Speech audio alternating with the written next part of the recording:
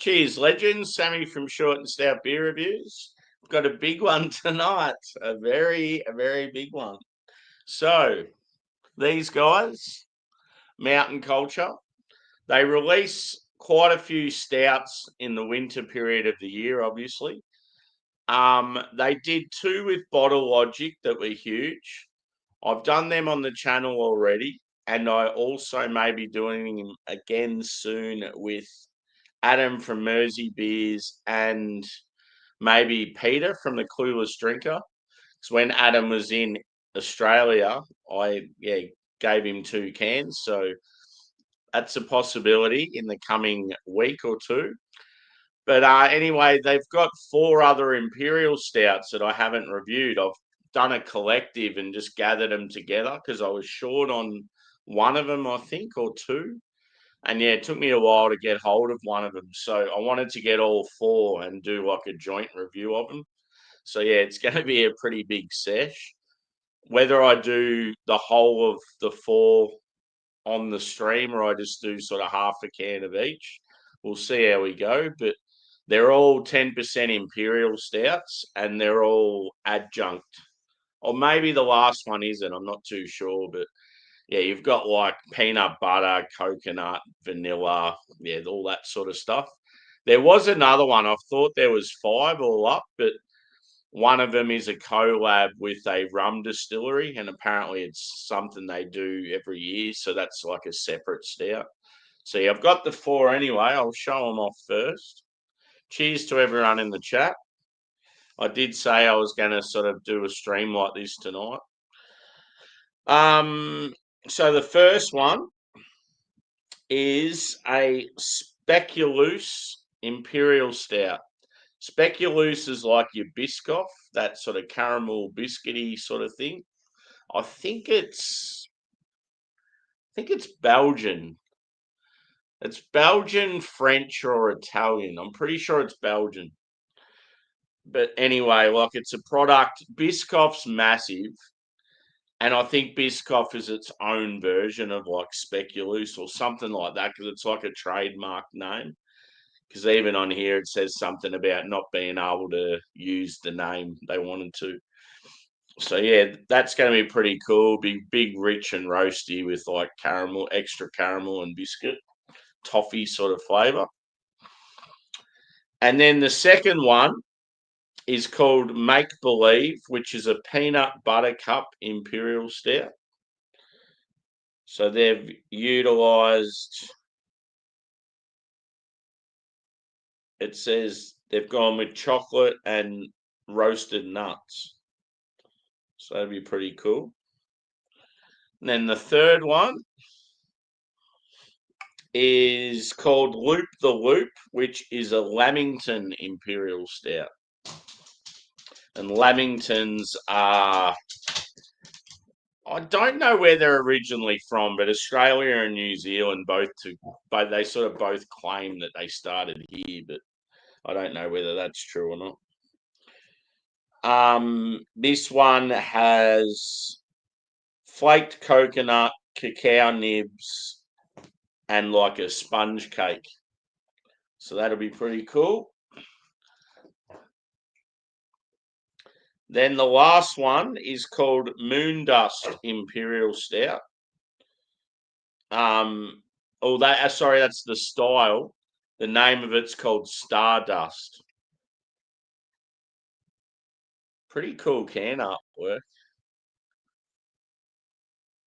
So they have a core range stout, which is just a low ABV stout called Moon Dust. And I think this is like an imperial version of that. I don't think this one has any. I think they've just doubled down on the malts with this one. Yeah, it just says that they've doubled down on the malts, giving a huge chocolate coffee goodness. We'll see how it goes anyway. So yeah, artwork on each. It's all very sort of a similar theme.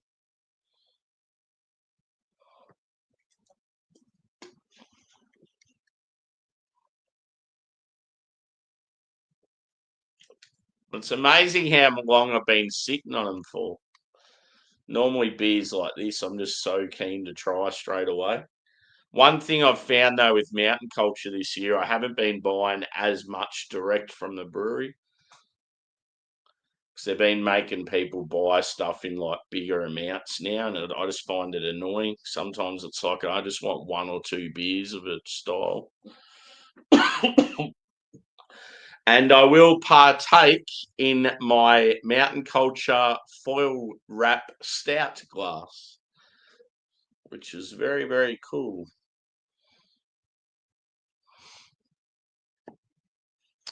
Cheers to the chats. So we have Brandon, we've got Adam. Yeah, a weekend, baby. And this is the good weekend for me where I get home Friday lunchtime and don't have to go back to work till Monday lunchtime. Not like the shit one last week where I got home nearly Saturday morning and then had to go back to work at 4 a.m. Monday.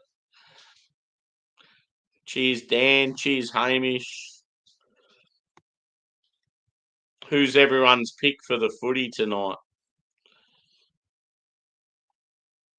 I just think the Cats are going to be too good.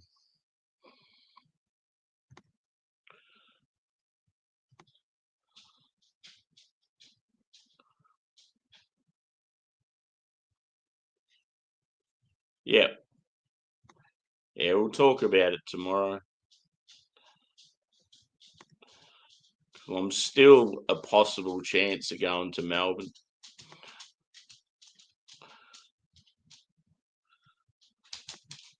Cheers, Craig. Yeah, it's such a good feeling when it's the weekend.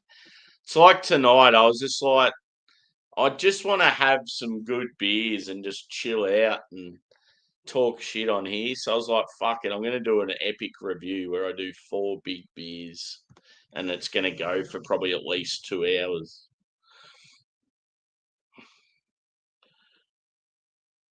Spiced caramel biscuits. Yep.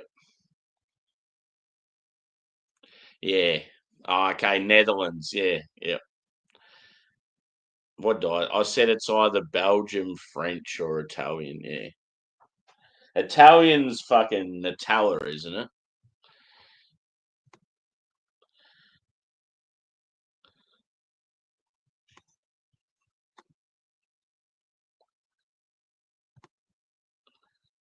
No Evie so far. No dinner chat.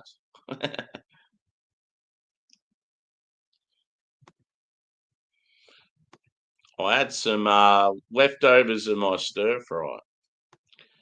It's just like a satay chicken, veggies, and noodles. It's fucking awesome. Real spicy. It's the joys of cooking for yourself. You can make it exactly how you want it. Most people wouldn't like it because it'd be too spicy for them.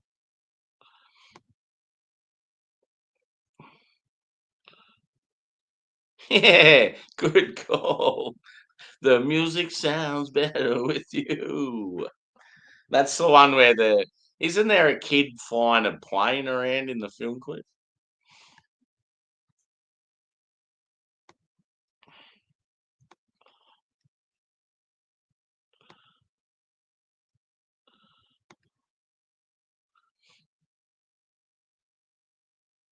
Yeah, Adam would still be working.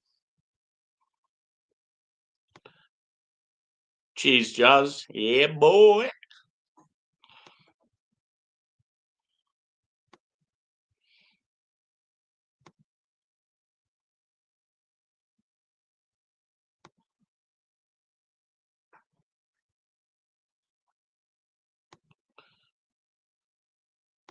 I'll have to mod you up soon, Hamish. You've been in and out a fair bit lately.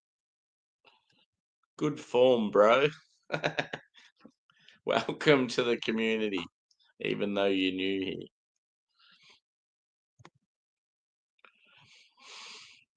Yeah, like if I'm still going when the footy's on, which I probably will be, um, yeah, if people are watching it, just give us the occasional update. Like, yeah, part of me's real keen to watch it, but then another part of me's just so sour with how fucking shit Melbourne have been, and part of me's like, I don't give a shit. Fuck the AFL.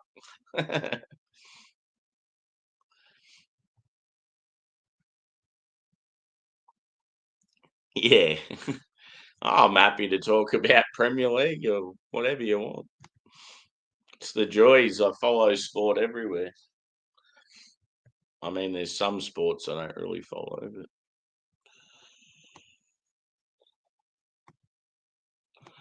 okay, it's time to get into these beers.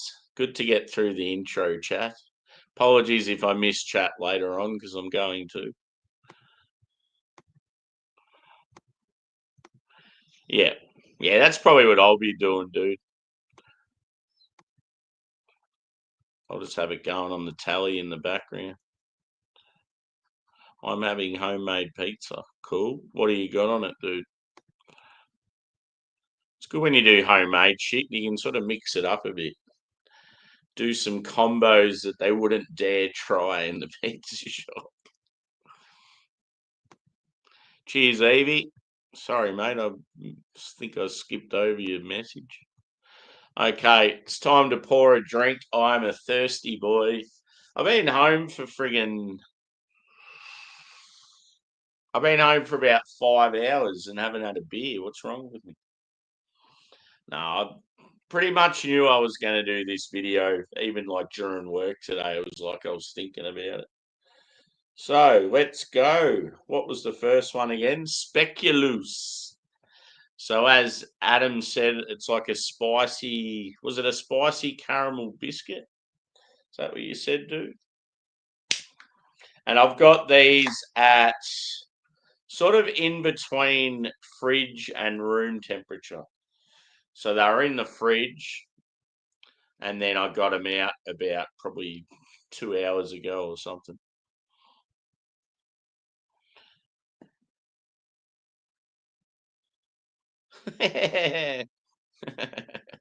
Nintendo 64. That sounds like something I'd do back in the day. Mario Kart. Wasn't that the shit? Mario Kart, Mario, and GoldenEye were probably the top three for me. Yeah, like your allspice. Yeah, totally get it. Okay. I hope it's got that real, like, cool speculoos flavour because it's a tasty sort of thing. See, when I think of speculoos, it's also a spread like Nutella and like Biscoff. So that's what I keep thinking of.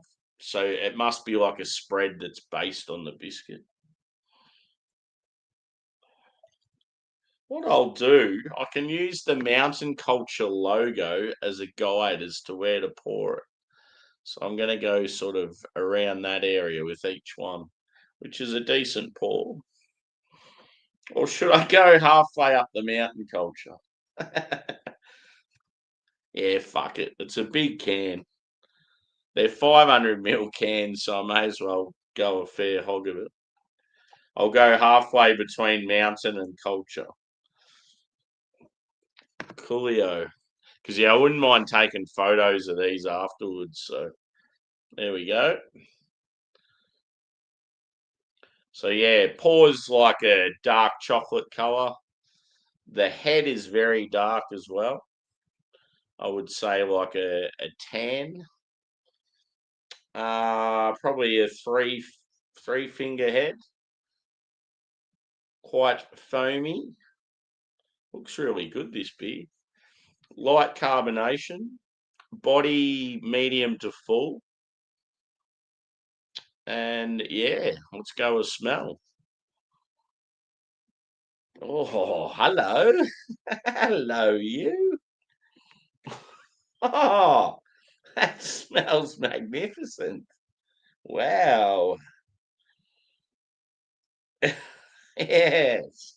It's just like sweet, rich caramel. And yeah, you're getting that spice too, Adam. What is allspice again? Isn't it three spices? Is it cinnamon, nutmeg? What's the other one?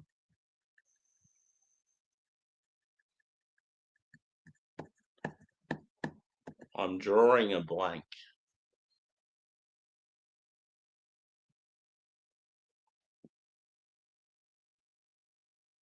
Backpacks arrived today. Cool. Yeah, you're killing it with the donations, dude. It's awesome. You're doing a fucking great job there, Tiger. I haven't even had a sip yet, and I'm already smashed. Old Spice from the 90s.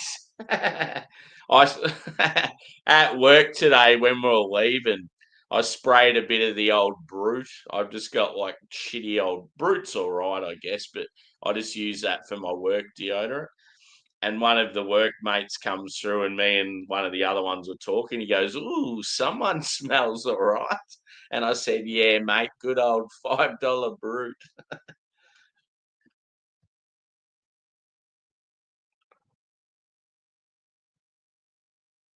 Cinnamon, cloves, nutmeg, and black. Yeah, so it's fall. Yeah.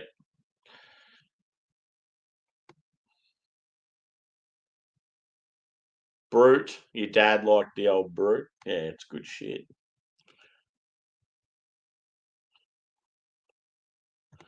Cheers, bro.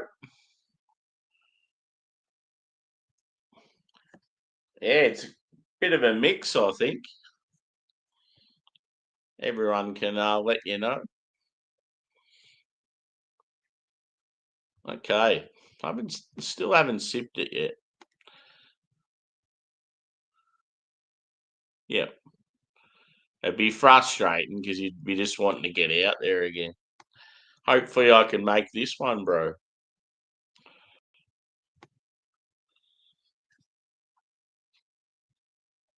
There was something that was on in Melbourne that I was looking at going to. I think it's a gig. Something coming up in about a month, I reckon. I was like, ooh, I just can't remember what it was. Oh, so yeah, it's just got that huge sticky like caramel. It's chocolate. It's like a real rich chocolate.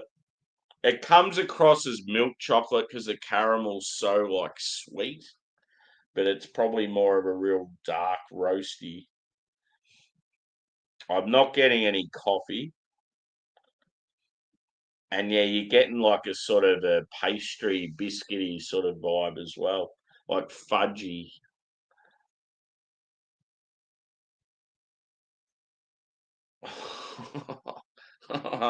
If it tastes as good as it smells, it's going to be very impressive.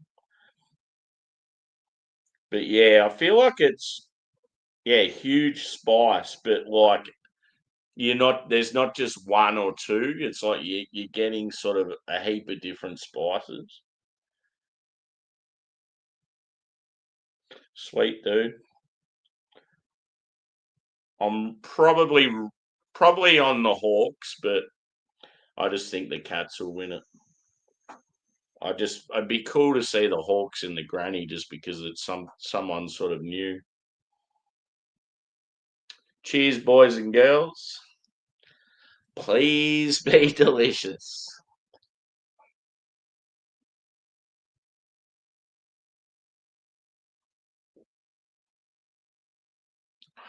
Oh my god.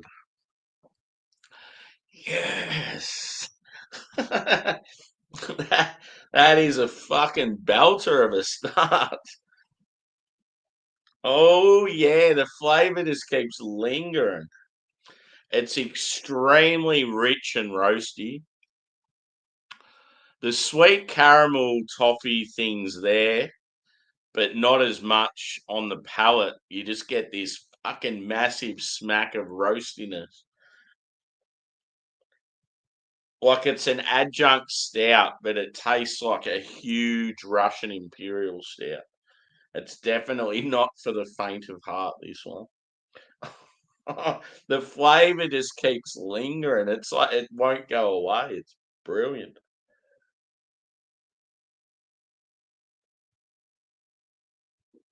Oh my God.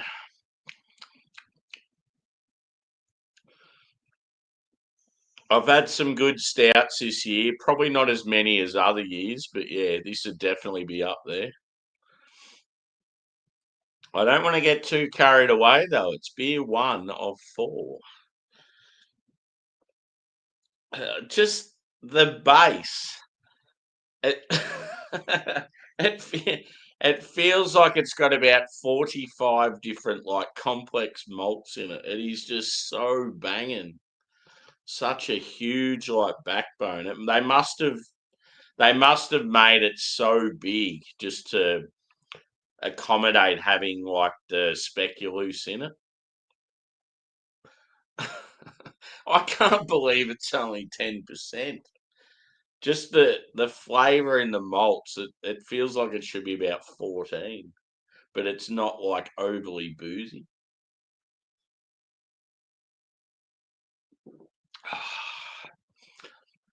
It's going down really good too.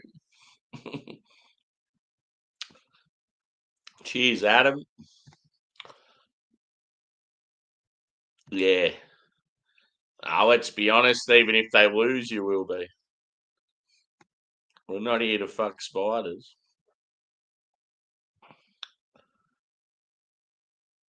Yeah. That's what's good about preliminary finals. The people that are there are actually fans. Whereas the grand final, you get all these corporate fuckwits and people that don't even barrack for the teams there, and the atmosphere just isn't as good.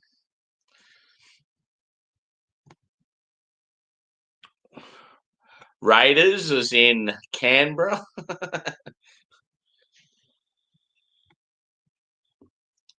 You can go Canberra. You could go Oakland. Cheers, Rusty. Hopefully, I haven't missed anyone that's just come in. I'm drinking 4 massive Imperial Stouts tonight, and the first one's already an absolute banger. Yeah. I feel like so many people have like Oakland, um, yeah, like merch, like shirts and jackets and hats and all that that don't even follow that sort of stuff.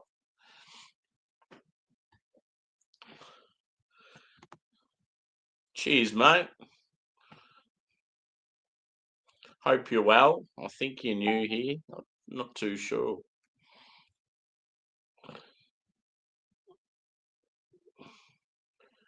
It's a good turnout tonight.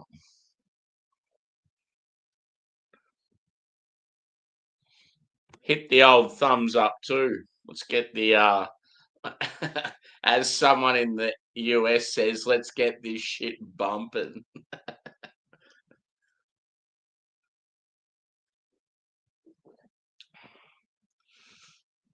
Yeah, where's our good mate Steve?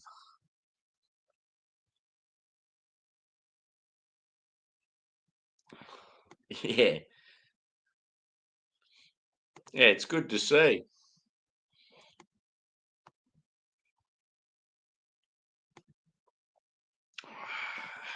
Like this is so good and I want to just keep drinking it, but I don't know, it's like I'm excited now for the next one. The peanut butter one sounded really good. I think that's next. Yeah. What I'll do too is I'll read what's on the back of each one as I'm going through them. So this one says, for our first edition of our 2025 Stout series, we just couldn't help ourselves. If you're, here we go, hard to read.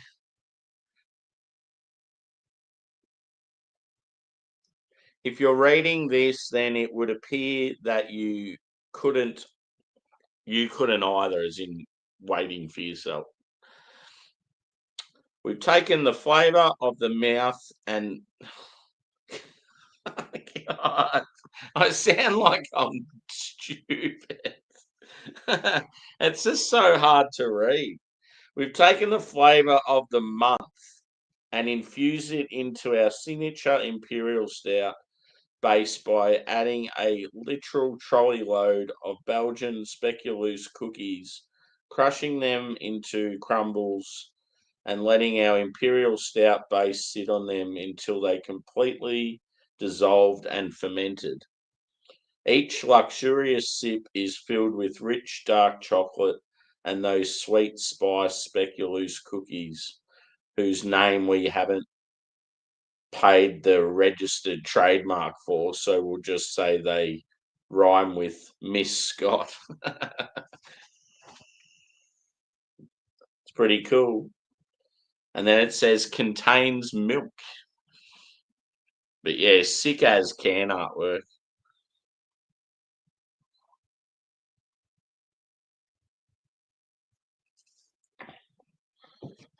Won't be long and I'll be on to the next.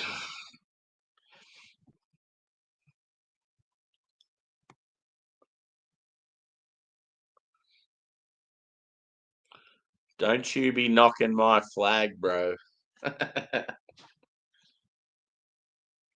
Whereabouts are you from, dude?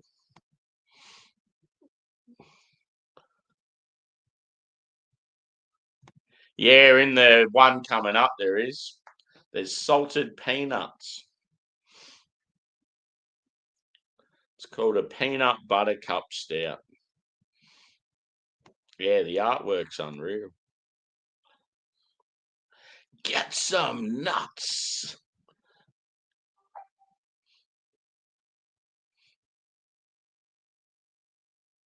Sharkies? Do you mean as in this Sharkies? Ready for it? Waiting. Oh my god. Are you referring to this Sharky? Cronulla! So yeah, I was originally a Cronulla fan, probably for half my life. And then because I'm Victorian and Melbourne come into the competition, I sort of felt like I had to start barracking for them. So yeah, I still have a soft spot for the Sharkies. But yeah, patriotic sort of Melbourne supporter in a lot of sports. So it made it sort of tough. I didn't really want to abandon the Sharkies, but I was a member for the Storm for a few years, so I was going to games and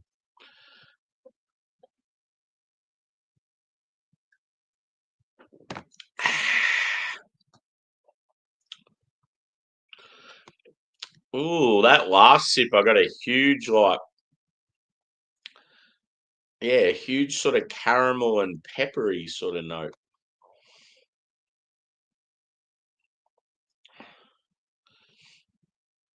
So where am I up to?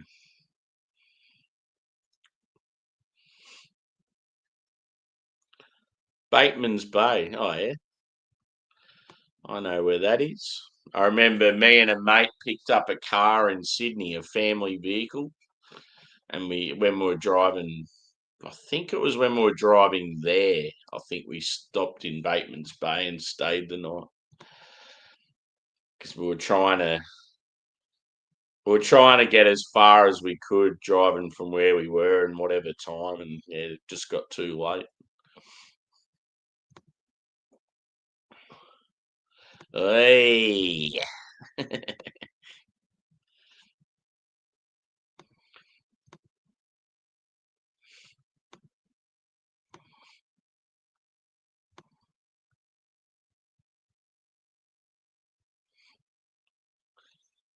cool.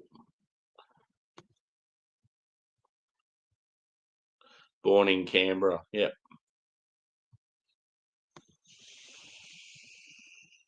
Yeah, when I was last in Sydney, I wanted to go to a game, but yeah, there was sort of nothing on apart from the first night when I got there. But I was still sort of coming in from the airport, so I just didn't have enough time.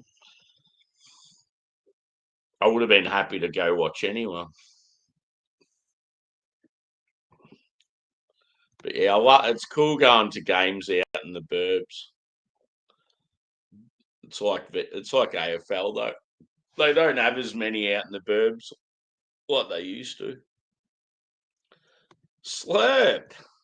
I watched your latest video about, I don't know, maybe a couple of hours ago. I can't remember. I don't think I commented on it. I meant to and forgot. I think it was during my work break. But yeah, it's good to see you back, bro. I liked your little intro coming in on the bike. But yeah, that pub sounds good. What was it? Something to do with the railway, and had like a heap of different options with cask, local. Yeah, that's the sort of joint I'd love.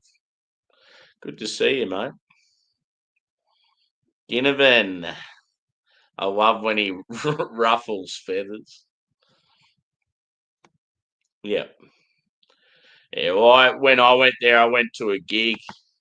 I went to see Parkway Drive at the Opera House, which was pretty awesome because they're a metal band and they were playing with the orchestra at like one of the most iconic venues in the world. It was a great night. So yeah, I went to that and then did a heap of the craft beer scene in like Marrickville. So yeah, I really enjoyed it.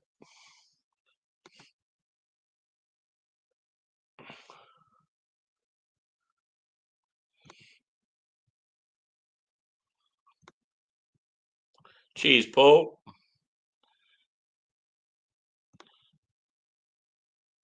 Yeah, he's a gun. You need players like him in your team. Just he's cocky little shit that gets the crowd going and gets under the skin of opponents and stuff. They're handy people to have. That's sort of that's what I was like when I played footy. Just used to annoy the fuck out of people and then snag a couple of goals.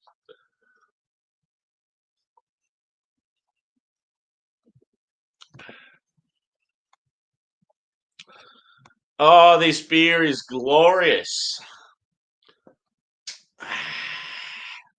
On to the next. Yeah, bro. So the first one, they're all 10%, right? They're all got a big, massive, sort of rich, roasty base like an RIS, but they're adjunct stouts. The first one's that speculoos, that fucking spice cookie from Belgium. And yeah, it's bang on. It just tastes like an awesome Russian impy, just with that just everywhere. And it works really well because the sweetness and the spice is like really well balanced with the huge malt base. So yeah, I'm off to a flying start. And I probably went, it would have been about half the can, maybe a little more. And yeah, like I've just smashed it. So yeah, we're on to the next one. I'll talk about it while I'm still finishing up that last, but yeah, peanut butter cup imperial stout. Sick can artwork again. Look at old mate. It's called Make Believe. So I'll read what it says on the back of this one.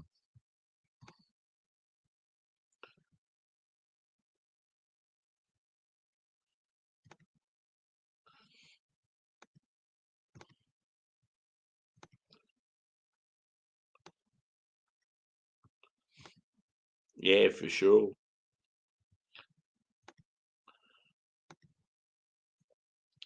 Canberra Raiders, bro. Come on.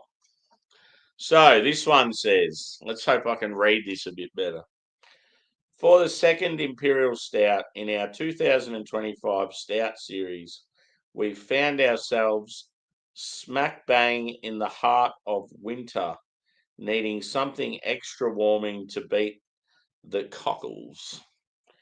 We've turned to heartwarming memories of childhood treats, those indulgent little peanut butter cups that expertly merge overly sweet, rich, and creamy chocolate with salty roasted nuts. By melting a ridiculous amount of peanut butter cups through an extra chocolatey imperial stout base, we've created a smooth, balanced winter stout bursting with flavour and some much needed warmth. So it sounds like they've used the Hershey's things in them. That could be interesting.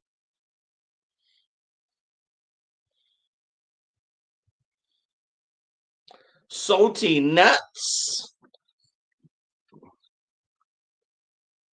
Oh, AFL is Buttercup. Yeah, a lot of league fans hate AFL and AFL fans hate league, but I like both of them.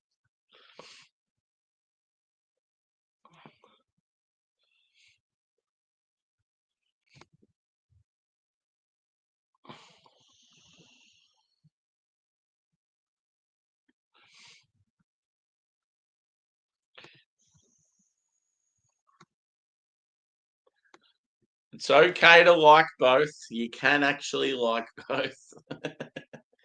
And I don't mean both ways. I mean both Aussie sports. Because there's pretty much only two Aussie sports, let's be honest.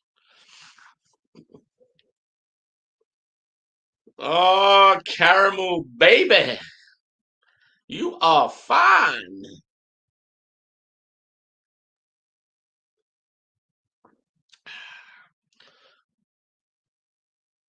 Up next, peanut butter cup.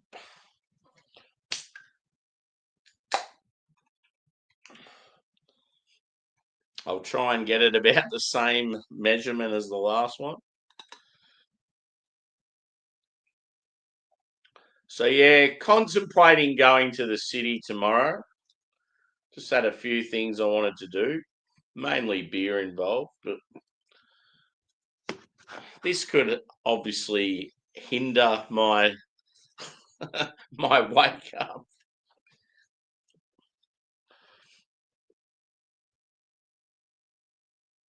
Looks pretty good. Very similar to the last one. So yeah, dark chocolate, dark brown, dark tan, whatever color you want to call it. Yeah, with the tan head. Head's probably looks a bit sort of more tight knit than the last one and not as thick. Yeah, two finger. Actually, this beer, the more light it's got on it, it's probably not as dark as the last one either. It looks very smooth. It doesn't look. The other one looked a bit more sort of full bodied. This one you'd look at it and just think medium body straight away. Carbonation similar, fairly light. Let's go a whiff.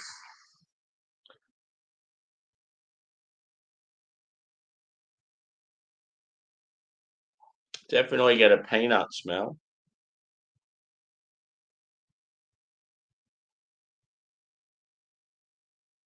Yeah, it's got bubbles in it, but not many. It's just that different sort of style beer.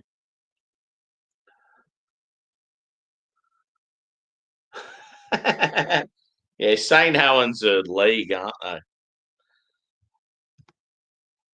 They play against. Do they play against like Leeds Rhinos and those sort of teams?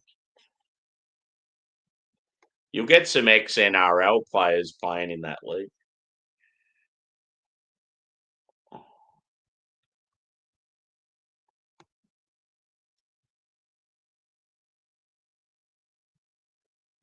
Fuck.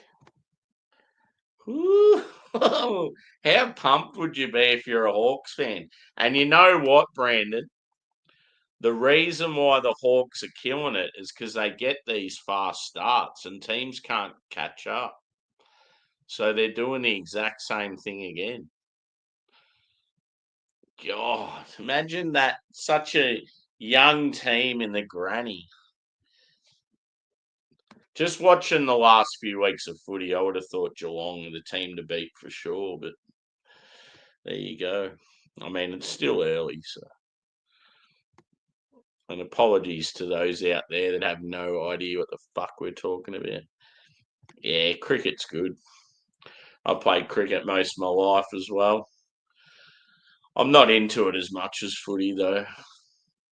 Cricket's not the sort of sport where, I don't know, if they're playing some random fucking tour over in India or something, I don't really care too much about. I got 4, Evie. And this is the second one. Just starting. I better tell you what I'm getting from the nose.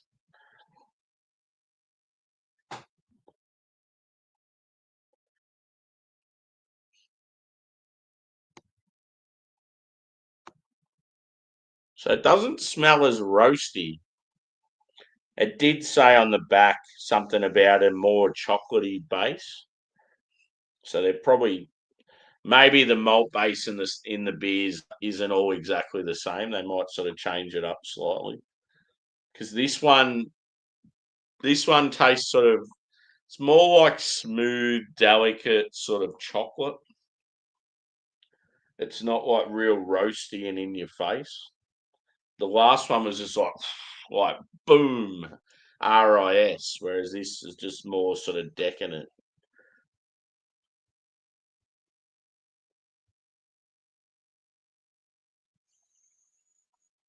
There you get. It's peanut. It's like slightly salty. It's like huge chocolate. That's about all I'm getting on the aroma. There's not as much going on. But yeah, in saying that, with the last beer, the aroma to the palate was completely different.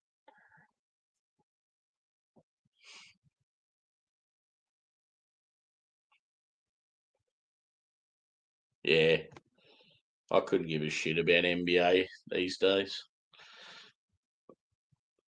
It was going downhill as it was, and then when they had all that BLM stuff and went all political, I'm just like, bye bye. And the players just aren't loyal. They just go from club to club. It's just so fucking annoying. Where was I up to with the chat?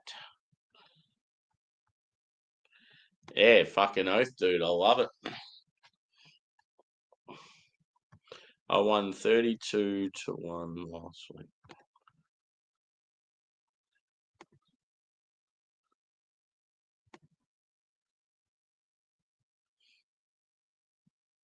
Yep.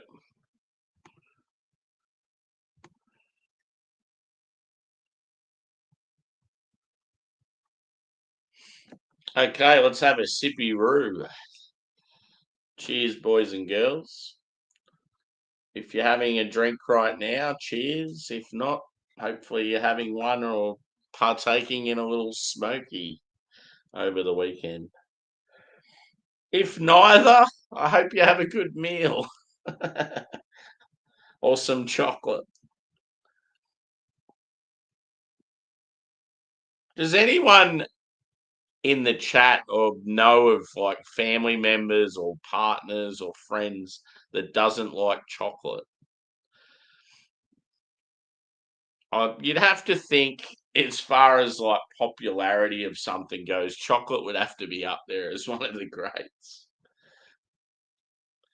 Like even people I know that don't like normal chocolate, they'll like white chocolate. Like, yeah, it's just one of those things. It's very rare to hear someone say they don't like it.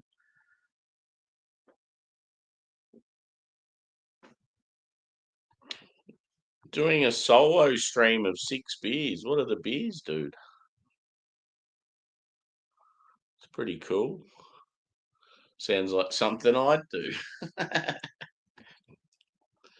Fruit and nut, yeah. Yep.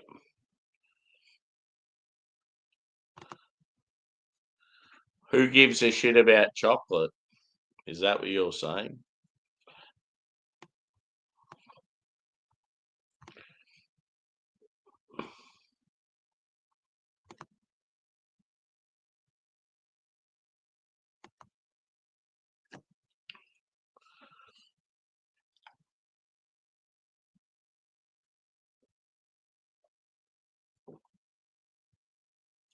Well, you know where the door is, buddy. You don't have to hang around. Cheers.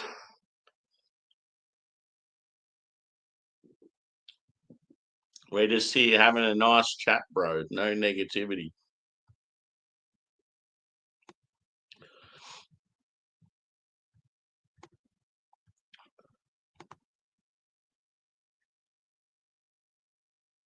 Oh, cool.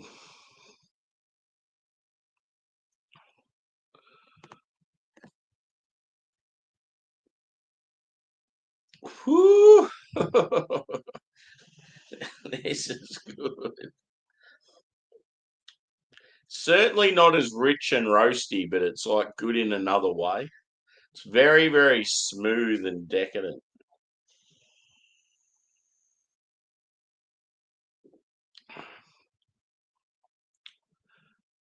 Just taste testing them, like if you were doing a blind tasting sort of thing. I reckon you'd think this one, like just on the booze you get, I feel like you get more booze on this, even though it's not as punchy with the malt flavour, like complex. It's just that sort of. I think because the last one was so rich and roasty, yeah, it's like you were probably never going to get any sign of booze because it was just so intense. It was like a shock to your palate. Whereas this one's, yeah, like a little. It's still got plenty going on, but it's a bit more subdued. Sexual chocolate.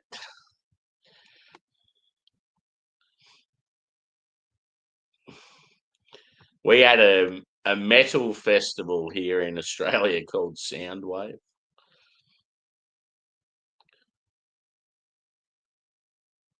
Yeah, Soundwave. That's a beer that Siren's done for Yonks, isn't it?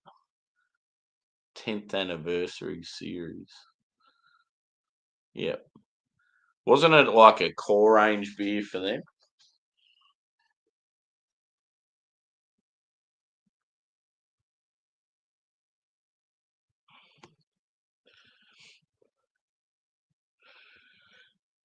Yeah. One of the fellas in our community is known as Beer Man, but he calls himself Reeb Nam. Nab. No, Reeb Nam. Yeah, Reeb Nam or something. It's like, what the fuck?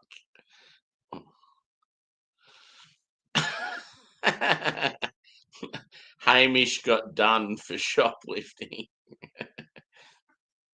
I didn't even know he was going to the shop.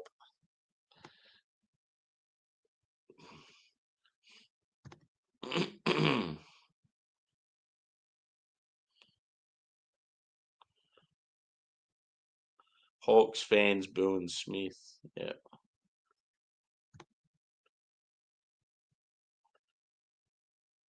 Yeah, he would have just went to Cats because they probably gave him some offer on the side. Here you go, buddy. Here's some property down in Torquay. The old Cats, they've been cheating their system for years. There's no way any other club could have the amount of good players that they have. They're definitely doing shit on the sly. Sexual chocolate. What about, can anyone remember the YouTube video that went viral with chocolate rain?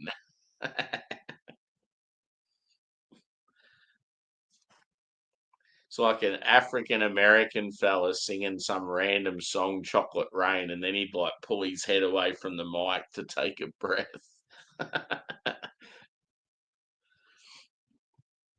Yeah. Oh, yep. There you go. Yeah, he's always been a bit of a loose cannon.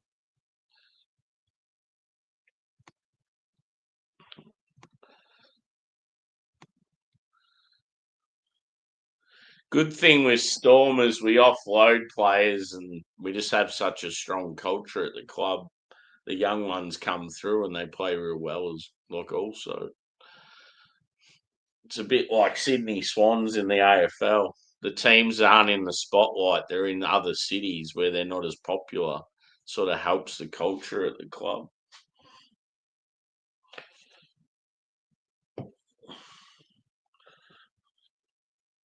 It's like for a minute there, I forgot what I was. I was ready to take a swig out of the can. Yeah, boy.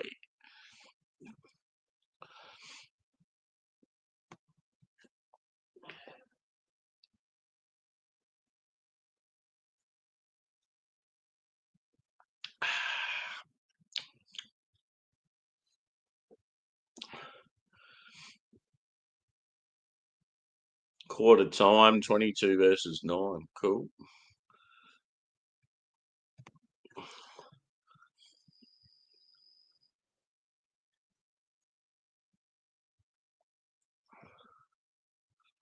Oh, yeah. So they got a bit of a mix. That sounds all right. It'd be a good little showdown. Yep. Yeah. Yeah. It sort of makes it hard. It's like Neil gets things done or something, isn't it? I have had the beer before. But I think Neil's like their accountant or something. I got the old hiccups. I need to be turned upside down and shaken about. Yeah. Yeah, I remember I had Neil gets things done when Verdant first had a tap takeover here in Australia. So funny. Like, I don't know what it is, but quite often when the UK beers come over to Australia and we get kegs and cans, the cans are always so much better. Whereas sometimes with the American stuff, it's like the other way around. It's real weird how it works.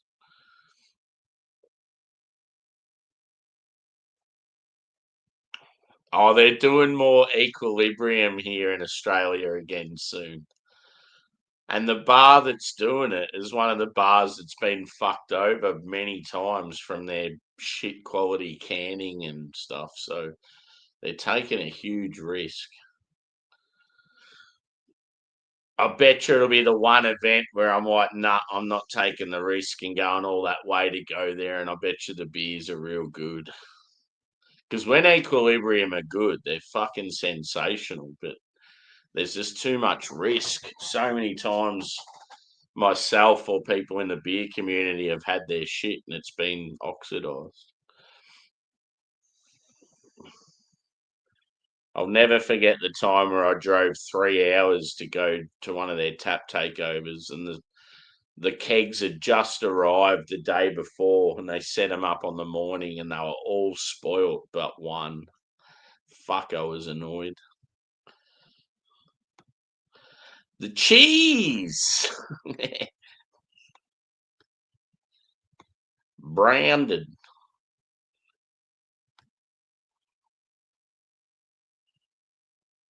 Really?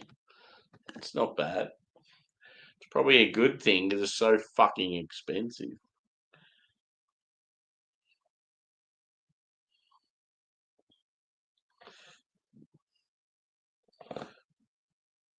What's your what's sort of your hobby or your thing to unwind when you're just chilling sort of thing? Like do you go to games of rugby?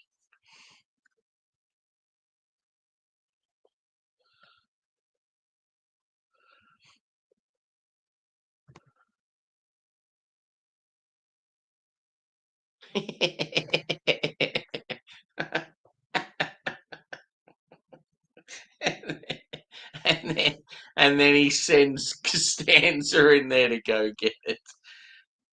And Costanza's like, oh, like carrying on it. Is it Costanza or is it someone else? Is it Jerry? Yeah, Jerry goes in there actually.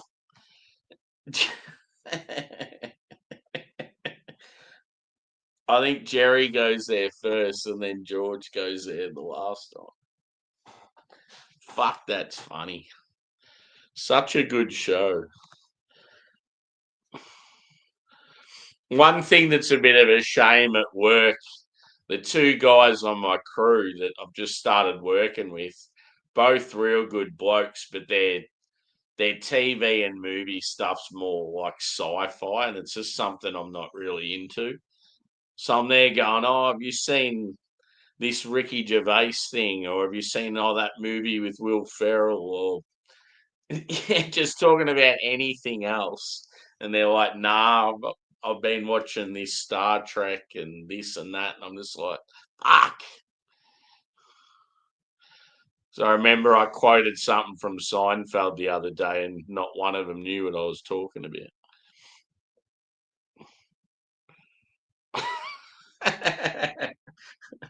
There, there was this one guy that was a massive Seinfeld fan. He used to work in the similar area to me, but like the other side of the room. It'd be like fucking ages away from where I was. And I'd just yell out like "Serenity now!" And then you'd hear him doing it too. Oh fuck, it was funny. It's fucking brilliant. A lot of people have only just seen little parts of it and they don't get it. But when you actually sit down and watch it properly and get to know the characters and all that shit, it's fucking unbelievable. I don't care what anyone says, it's definitely one of the best shows ever made. And some of the shit you got to think about, like yeah. They say it's a show about nothing, but a lot of the humor, it's like you sort of have to be half intelligent to understand it.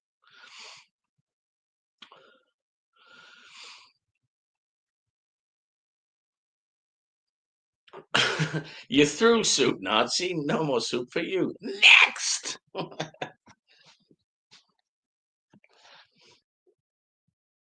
Yeah.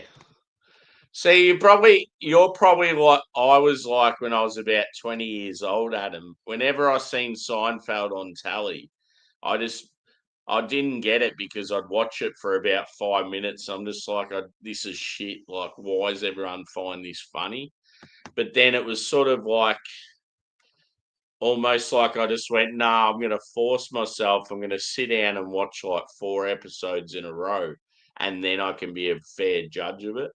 And I did that and never looked back. I was like, this show's fucking fantastic. Like, yeah. I mean, maybe you've done that and still don't like it, but I would say if you've only seen little snippets of it on tally and that's it, I would say sit down and watch like 4 epis in a row and tell me that you don't like it. Because yeah, you've got like a similar humour to like what a lot of us do, and you're intelligent, so I feel like you'd be a fan. Joey definitely likes it. Cheers, Joey. We're just talking about Seinfeld, bro.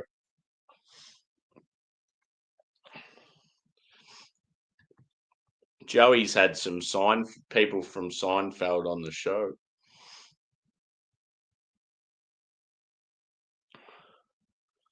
Yeah. No, I didn't get into it till I was about 20s just because I was the eldest child. So I didn't really have any. I did have mates at school that watched it, but I didn't really sort of, yeah, like I just started watching it just because I see it all the time and I'd hear people talking about how good it was, but I just never knew anyone.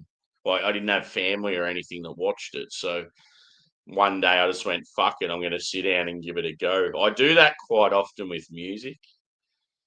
If there's a particular band that I might hear once or twice and not really get into, but then I'll hear so much sort of hype about them by people that I respect or like people that are into similar stuff or there's like a write up about them in media or something, then I'll go, fuck it. I just want to sit down and listen to a few songs and then be the judge. The sniffing account. The one when Kramer's got the fucking drink and the smoke at the same time. Fuck, that's funny. I had a T-shirt with that on it, and I can't find where the fuck it is. It's just a black, good loose-fitting black T-shirt, and it's got something about life's good, and it's got Kramer with the fucking drinking the beer and smoking the ciggy at the same time.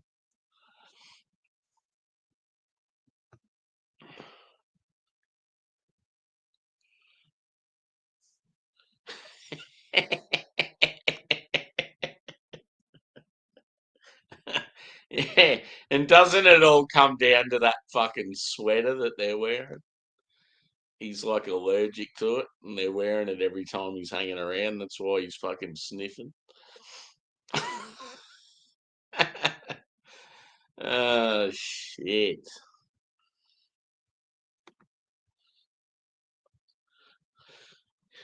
Here's one for the Seinfeld fans out there. Who's your favorite? Or name two favorite characters that aren't the main characters.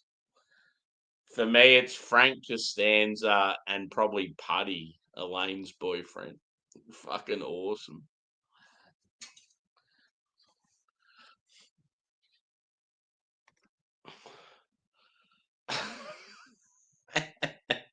I love how Frank Costanza just gets so wound up.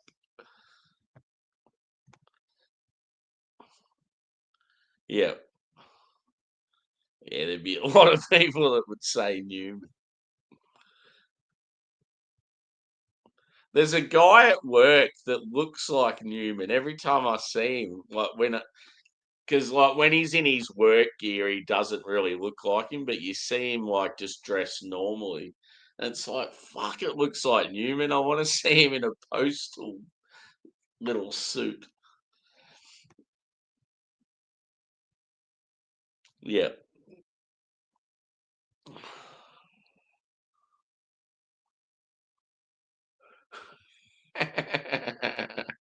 Yes.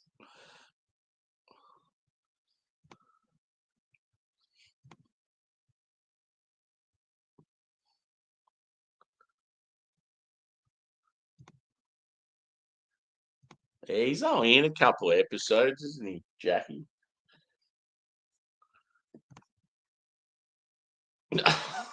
I love when Putty's going to the hockey games. He's got like the fucking full on face paint. The Devils, the Devils, and then they're sitting up in the rafters and they got the fucking letters painted on their bare chest.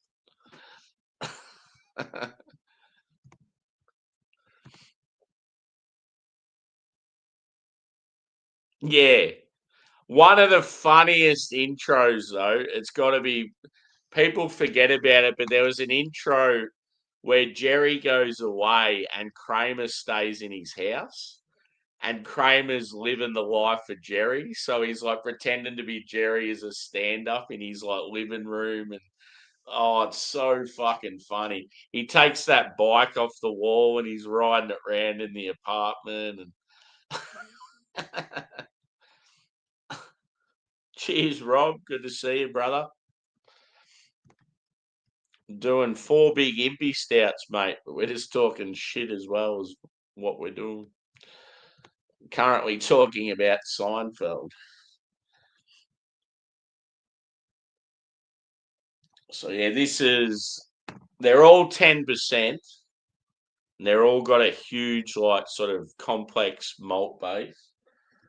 First one was with like Speculoos, the spice caramel biscuit from Belgium.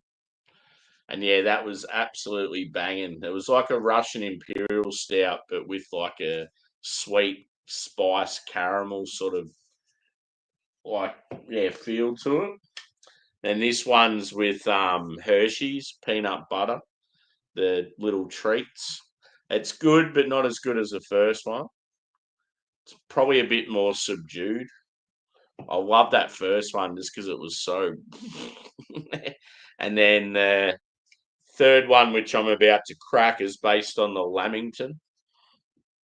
So that's got flaked coconut, cacao nibs, and like some cake in the brew. And then the last one, I think, is just a pure stout, no adjunct. Phil, Phil has made it halfway through a review. Well done, brother. Everyone give Phil a clap.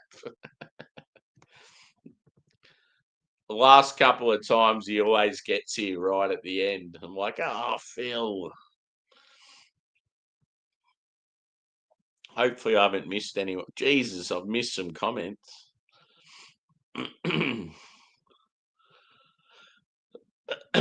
Yeah, a lot of those shows, like there was a lot of good shit at that stage. Like I even liked Raymond. I thought that was a good show. I didn't mind, like Friends was good, but yeah, just out of all those shows, Seinfeld's like number one for me. My favourite shows of all time is Seinfeld. I would have Curb Your Enthusiasm up there as well, and then anything by Ricky Gervais. And then as far as like sort of more dramatic sort of stuff, like Breaking Bad was unreal. I liked Californication too. I don't know if many people have seen that, but I thought that was a pretty cool show. Pretty much just about a guy that's fucked up in so many ways, just going about his life.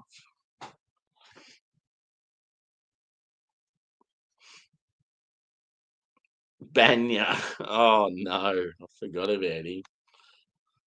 Gotta support the team. Devils. Cheers, dude. Good to see you. Yeah, it's funny too because like he's like the devil from hell, and then Elaine comes in when he's in the hospital bed. The priest looking like an angel, and the halo and that, and then he thinks he's dying.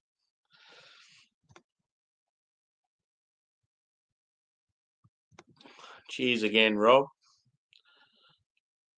You wouldn't be having a beer just yet, but probably soon. Yeah, it's one of those shows that just got better as it went on. I mean, a lot of people are disappointed with the ending, but I feel like the ending, they're always going to be up against it. It was always going to be a hard thing to finish. I didn't mind it, but yeah, I could see why people were annoyed by it.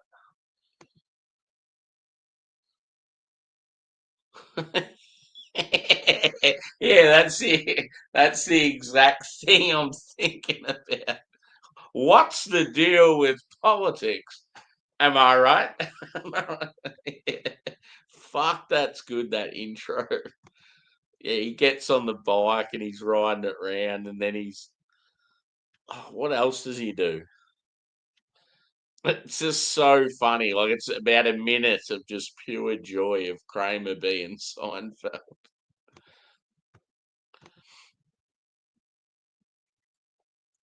Yeah, give it here, you whole bag.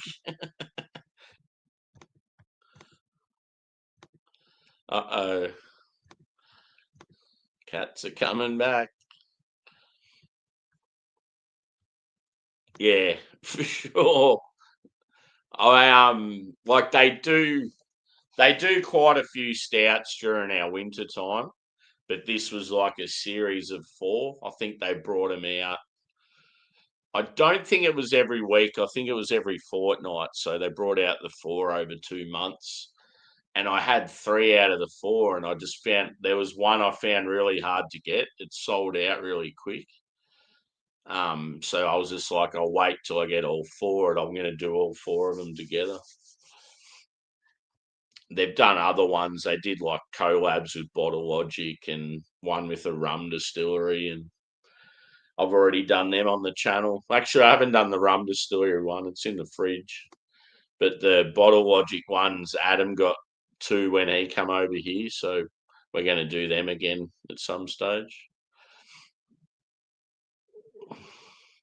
Yeah, where's Hamish gone?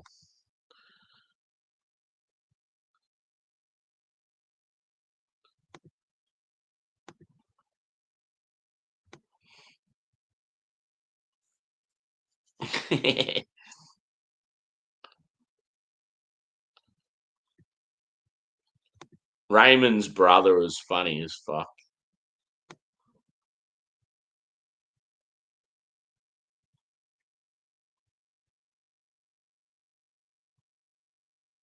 I think every guy in the world when Friends first started had a huge crush on Jennifer Aniston.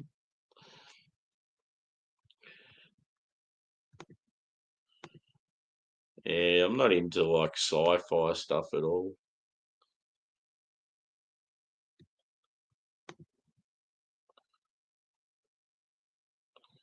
Yeah.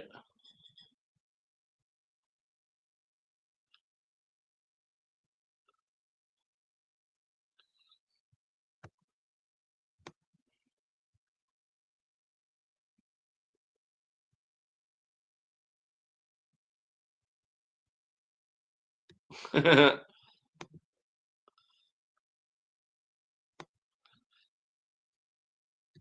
was an episode of Raymond where I can't remember if it was Ray or the brother, but they ended up setting the kitchen on fire. And I just remember being in absolute stitches watching it. I'll have to watch it again.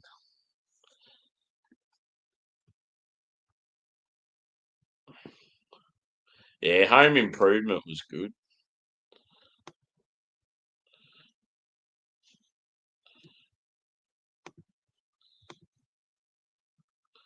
What's the score now, dude?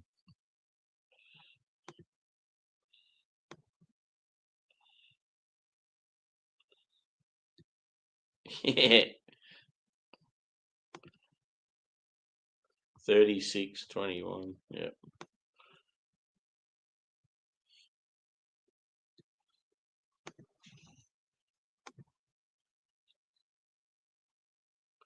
One thing that's what I love about Curb Your Enthusiasm. It's sort of based on a character like George Costanza, and he's always getting himself into more trouble, and then he'll try and correct it and digs the hole even further.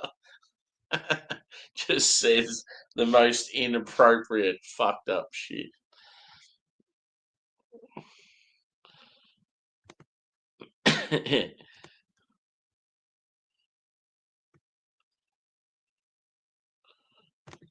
Nah,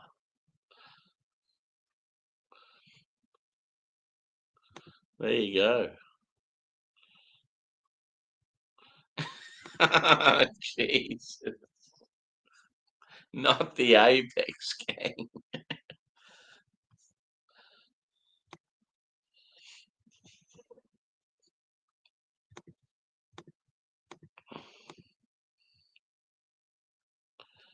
Yeah, Evie's a part of the Apex gang, I reckon. I reckon she's their leader.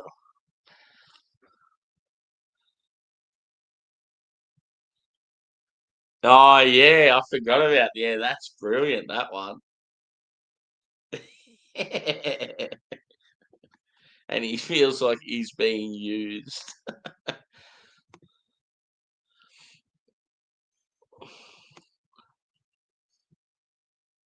Yeah, exactly.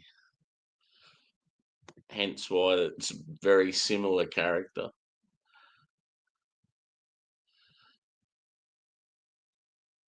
Yeah, I sort of can't remember that, but I have seen it.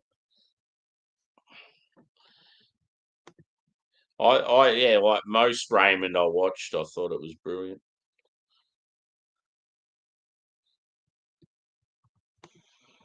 Steve, here he is. Fuck, that sounds all right. The Strokes, yes. Wolf Mother, yes. War on Drugs, I don't really know much of. Groove Armada, I remember them from back in the day. And Royal Otis, I've heard a fair bit of lately.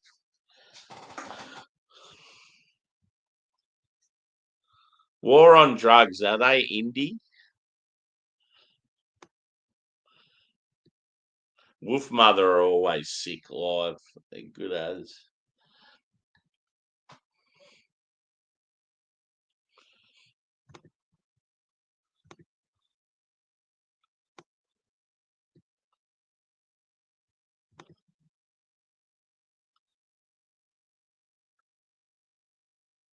Yeah, Fresh Prince. I've seen all of them.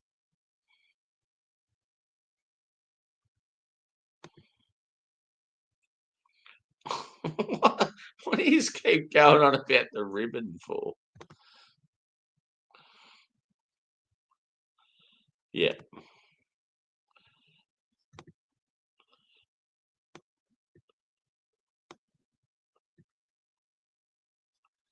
Yeah, doesn't Kramer get the shit beaten out of him because he doesn't wear it?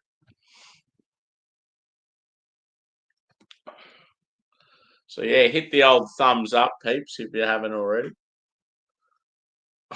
I don't want to wear the ribbon.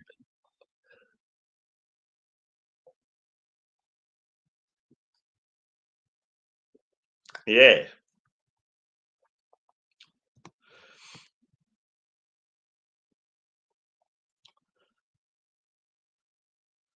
Nah. Sounds like the sort of thing I'd probably like though.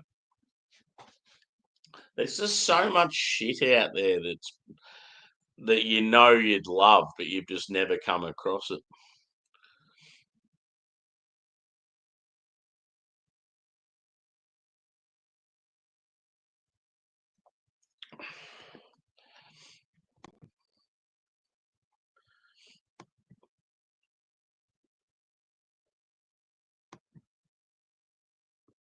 Yeah, and it's got the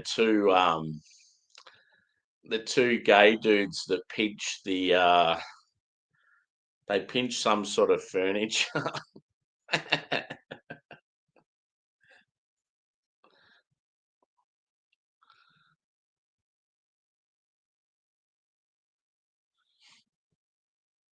My nemesis, Netflix. It's not my nemesis. It's just times are tough, and I had to cut things out that I wasn't utilizing enough. And unfortunately, Netflix was one of them.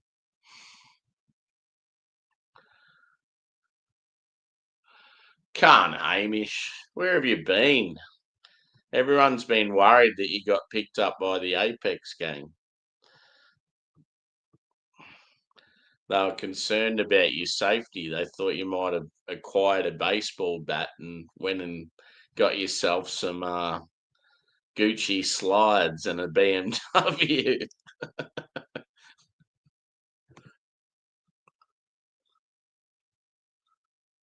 Yeah, I've got that too, Joey. It was the best fucking $100 I've ever spent in my life. I used to live with mates, and in our hometown, like we had this place not far from the coast and the pubs, and yeah, it was fucking unreal. Anyway, during winter time, we'd come home from work. We all worked sort of similar times, so we'd come home from work on weekdays and just watch like episodes of Seinfeld through that box set. It was fucking cool. Crack a couple of beers on a random weeknight and just sit around and have a good laugh.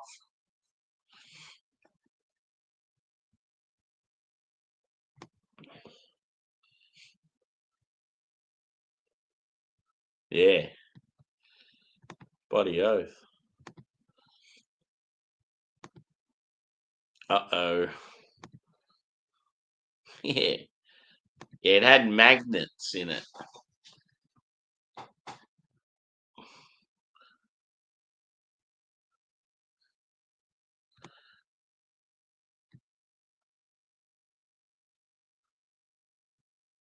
Yep.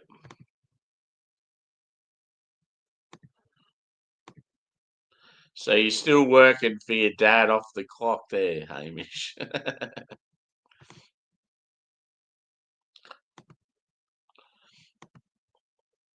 I better get on to the next beer. I'm only on number 2. Come on, Sammy, what are you doing?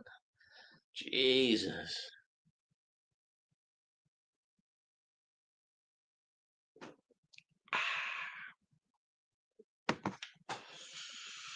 Number 3,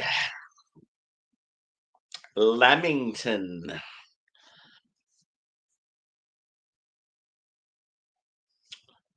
So that's the artwork for that one.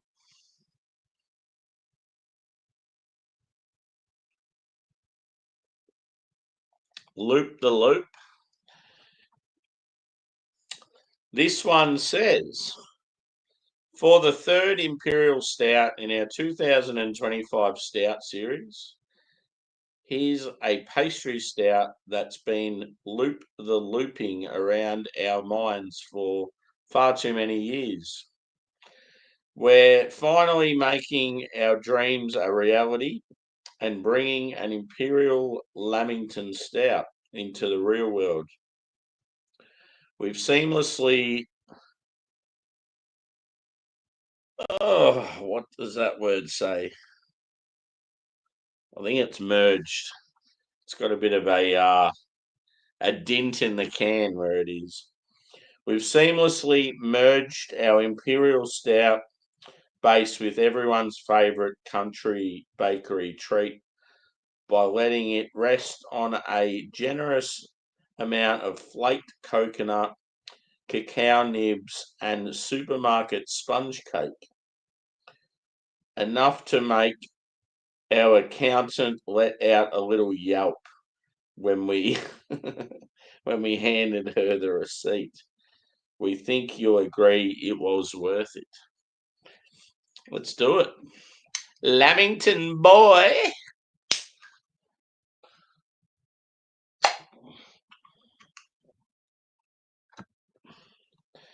I'm glad I had a big feed before these beers.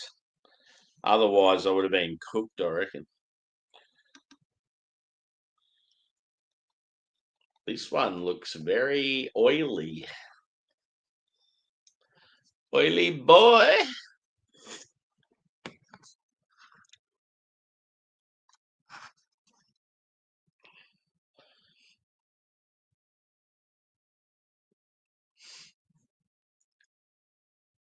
So, yeah, it looks a little oily, this one. I feel like the colour's a bit darker too, like probably more similar to the first one. The head's definitely darker. It's more of like a dark brown. Um,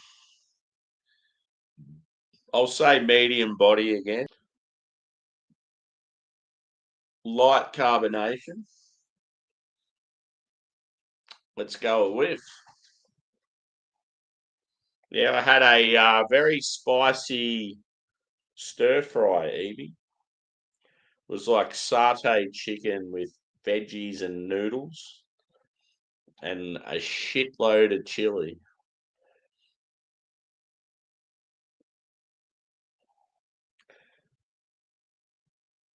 Fuck's sake. Fucking cats are coming back. Fuck off, Geelong. The Saints are coming.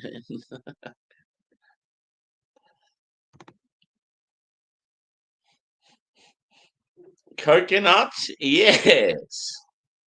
It's only there sort of nicely in the background, but it is there.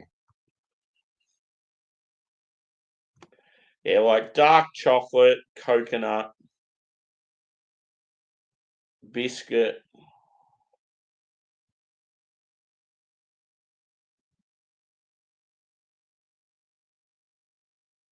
Yeah, like a sort of like a rich caramel. You're not really getting like dark fruits or molasses or anything like that in these beers.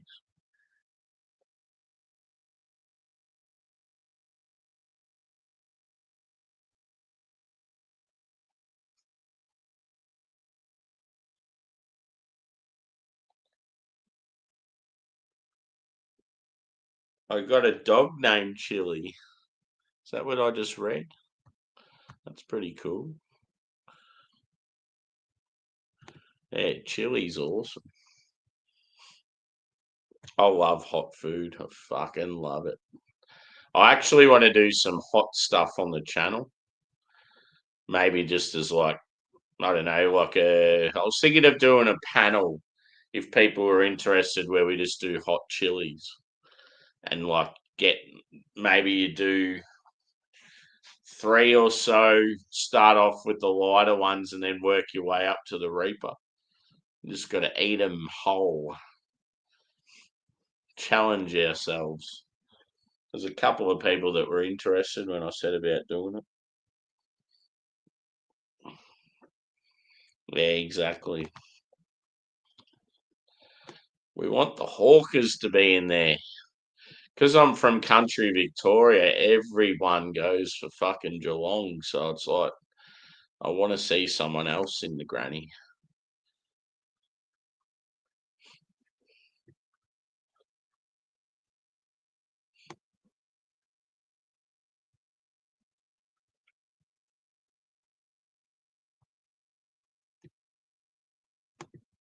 Yeah, I like them too. I've seen the old Chili Willies live a few times, Eve. And I'm one of those fans that actually listens to all their stuff. People are like, oh, their new music shit. It's like, have you listened to it? No. Their new albums are fucking awesome.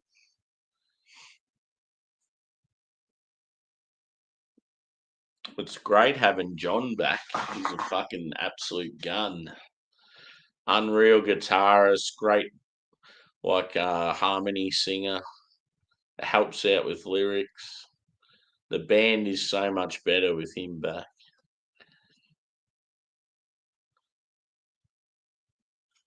Tell us something that we don't have abuse you. Huh? What the fuck?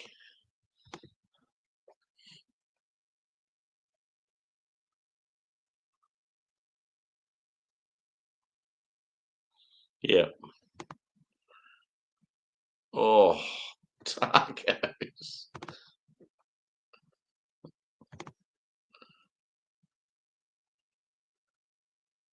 Yeah, I have had ghost chili before.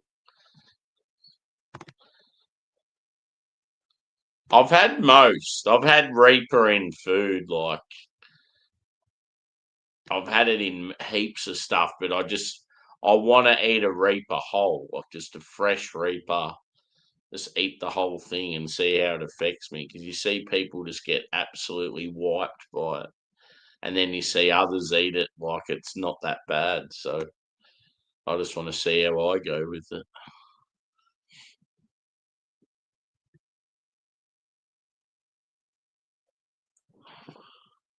The cats are G Long, Moe.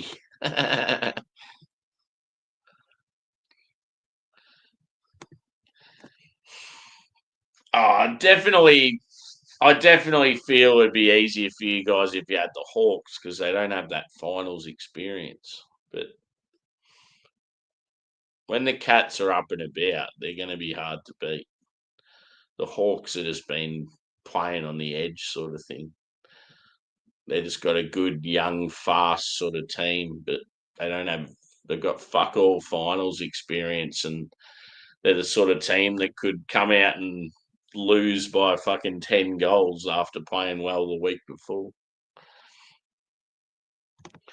Yeah. The reason why the Peppers have been so good over the years, I mean, obviously they've kept the lineup the same most of the time. They're all really good at what they do. If anything, Anthony's the weakest in the band. He is a good front man, but like his lyrics and his singing's nothing special. He's just lucky to be in a band with three very fucking talented musos.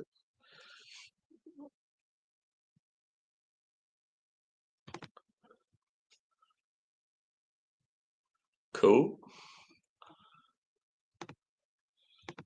Scores the level, boys and girls. Yep. Quite often I'm sort of bringing something out that people wouldn't know. I'll think of something.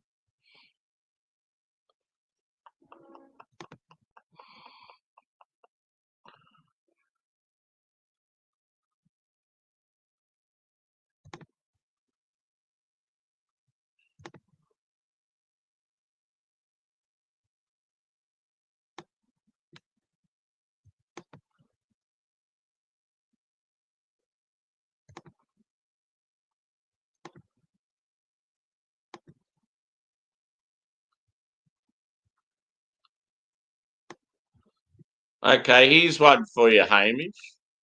Some people know about this one, but one that I think's pretty fucking cool, pretty exciting, and something that not many people could say they did. But one thing that, yeah, I thought of when you said that, when I first went in a plane, here he is, hop along Cassidy. Hey, yeah. So when I first went in a plane, I jumped out of it. I think that's pretty cool. It's one of those stories you can share with anyone. So yeah, I really, really wanted to skydive ever since I was a kid, and I come from just a normal middle class family. Whenever we went on holidays, we'd normally drive. We never flew anywhere. So I'd never been in a plane before, and I got to my how old was I? I was probably like 19 or 20 and still hadn't been in a plane before. And then I was like, fuck it. I was doing work placement up in Alice Springs, of all places, up where like Ayers Rock and the Outback and all that sort of shit. It was just part of like my uni slash TAFE course. We had to do work placement at like, yeah, different like resorts and shit.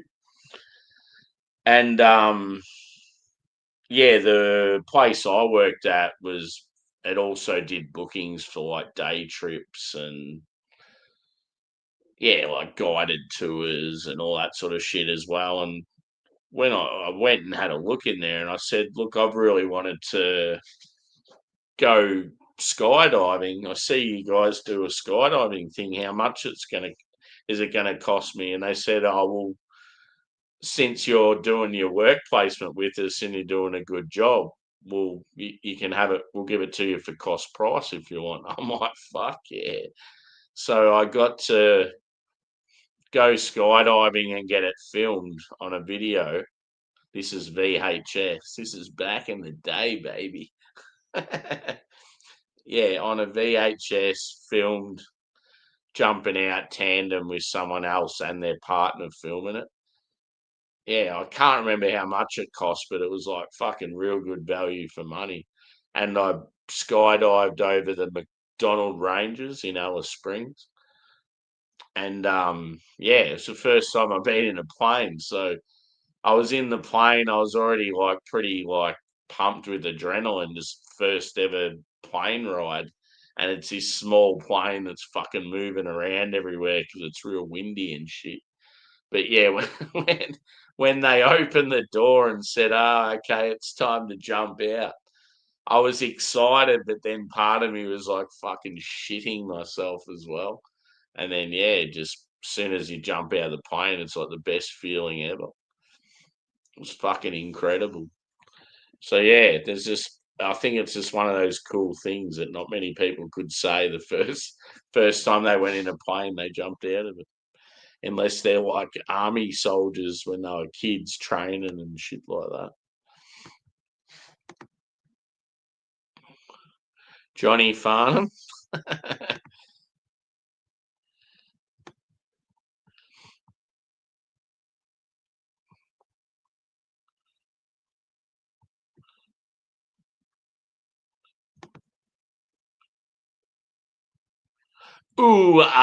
Glenn McGrath.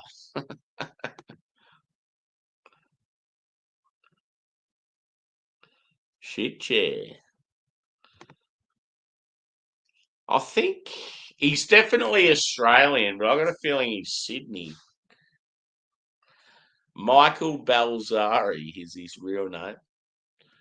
He's definitely he was from Australia as a kid, but I got a feeling it might have been Sydney more than Melbourne.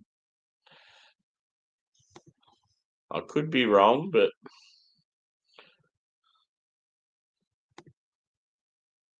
yep, he's definitely a Lakers fan.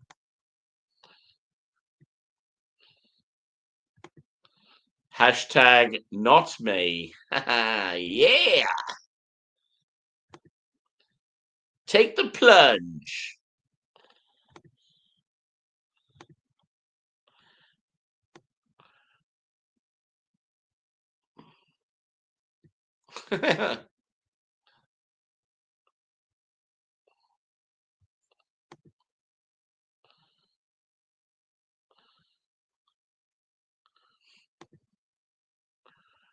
Good old Led Zepp.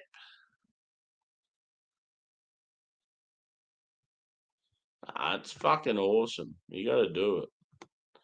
You only live once. You can't be thinking of like, oh, I might have an accident. It's like anyone can have an accident in anything. Planes are probably more safer than most cars are on the road.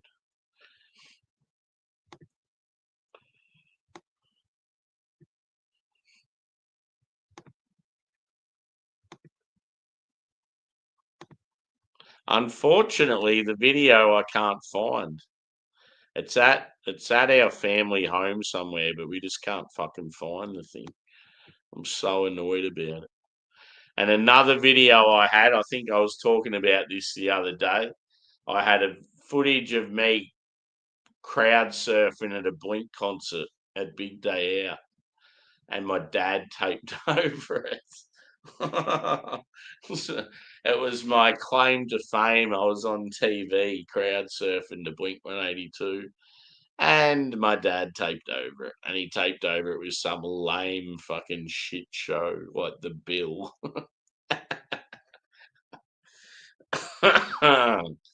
Good God. Hopefully it turns up at some stage. I mean, if I come across it, I'll definitely show you the video. It'd be fucking cool to watch it again.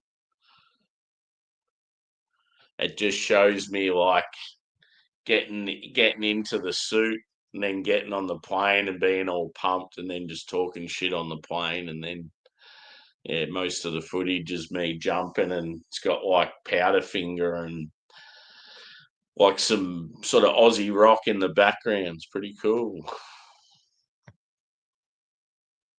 Puffy shirts.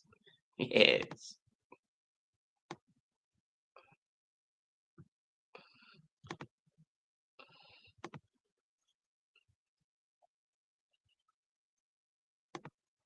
Yeah. I remember how fucked my ears were too. You know how you get that ears popping thing where you get it from different things. My ears were absolutely cooked. I went out clubbing that night in Alice Springs and just talking to heaps of people and couldn't fucking hear a word anyone was saying. I remember getting drunk real quick too.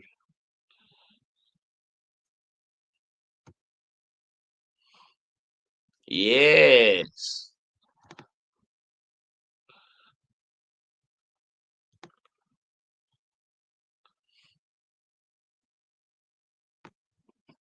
God. Nah, because I'd look like one of the bums at the end that's wearing them. Because they got the fucking big beard and the long hair.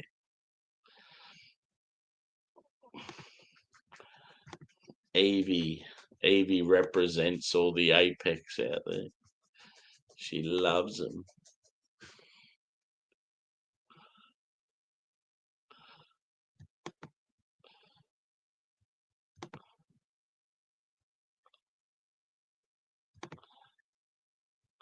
Anyway, beer time. Nah, I wish it was on YouTube. Might be the sort of thing I might be able to sort of contact the company and maybe they have them all backed up somewhere. But just the fact that it was on VHS, it's probably very unlikely. So ridiculous that it was on a videotape. CDs and DVDs and that were definitely a thing then. I think it's just a lot of the decent cameras and that still use the little tapes that you then put onto a big tape. Now, I can't even remember if I've tasted this beer or not. I don't think I have. I think I just smelt it.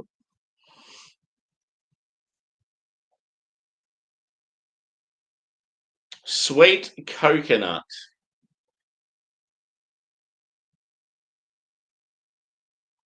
Yeah, like chocolate, sweet coconut, biscuit.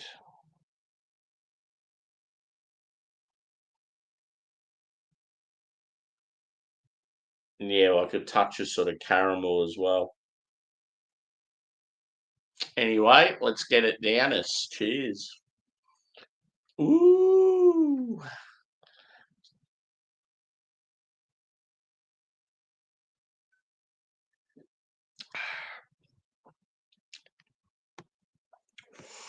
It's got a base like the first one, real rich and roasty. Yeah, boy. I'm not going to lie, though. They're just not hitting like that first beer did. The last two have been like good, very good, if anything, but that first one was sensational. It's going to be a tough one to beat, I think. These are just a little more, I don't know, like a little more subdued, a little more relaxed, a bit more chill. The first one was just so aggressive and complex, and it's that sort of stouts an old school craft beer drinker wants to have, just something that's so in your face and more about the base than anything else.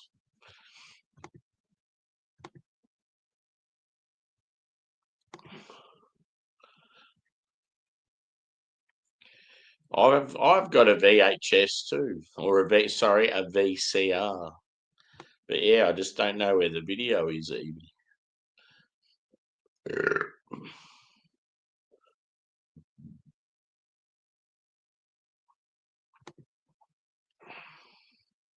Elbows a fuckwit.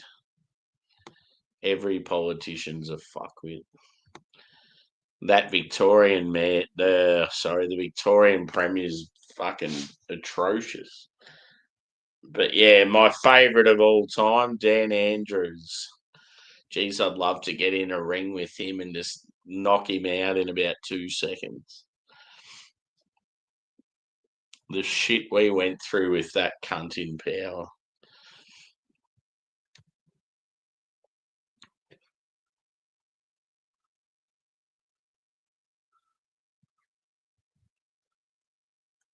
Oh god.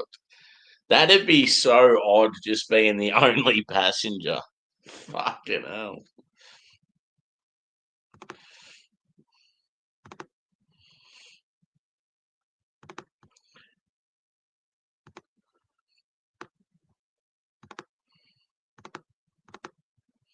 My my mouse button's making like a double click noise. It's galloping.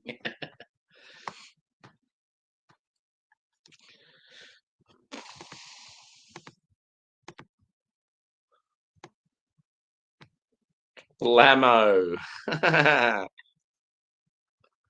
Yeah, I have had some Anzac Bicky beers. There was one I had. It was a red ale, and it was an Anzac beer red ale, and it had because Anzac Bickies are like, yeah, it's like golden syrup, coconut, and yeah, pretty much flour. Well, that's probably the base of it anyway. So Yeah, whatever that there was like a red ale, so it was like a caramel toffee base, but it had like something that was emulating or was golden syrup and then coconut in it, and it fucking tasted exactly like an Anzac Vicky. It was great.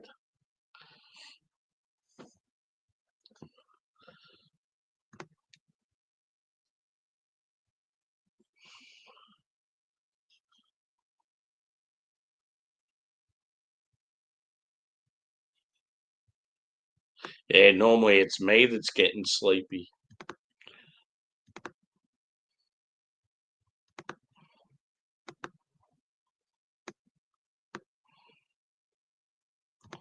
Yeah, I still think Victoria is the worst state as far as politics go.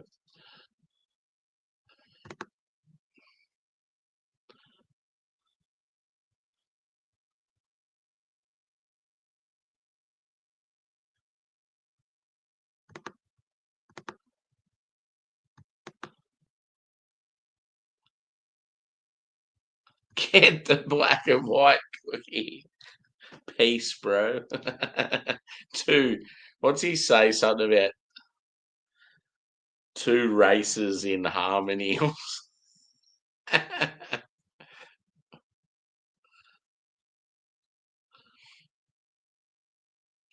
All good, bro. You don't need to apologise.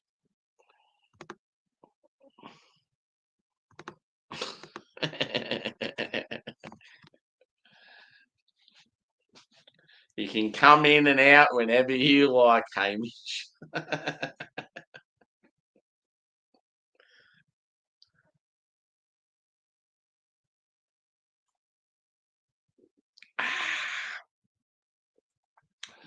So yeah, as it's warming, bit of air to it, coconut. Ooh, lovely. Quite good. But yeah, just that first beer just blew my mind. And I just find it very it's going to be very hard to beat, especially with the last beer doesn't have like any particular qualities. It's just like a pretty much just a big imperial stout. Doesn't have any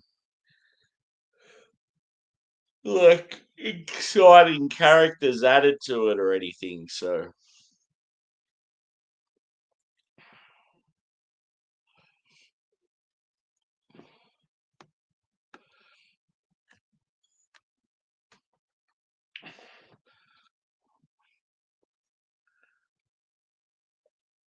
might have to bust out a stream with some tunes.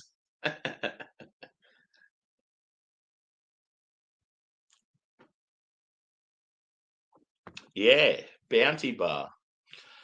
Nah, it's not. It's the chocolate taste is way too like dark and rich to be like similar to Bounty. I had one the other day though that was like more milk chocolatey.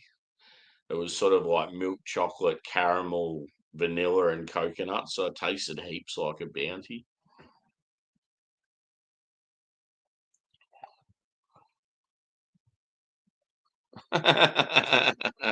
Yes.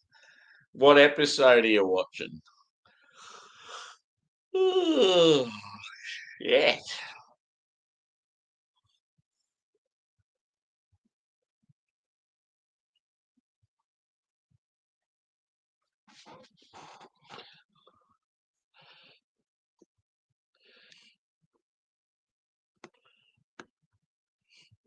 Yeah. Sometimes people work way too hard and they forget that life is only there once. And yes, they might have a really nice home and a nice car and money in the bank and that, but they didn't do the things they should have done, like get out and travel the world and have these awesome experiences and shit because they're always working. You got to have that balance.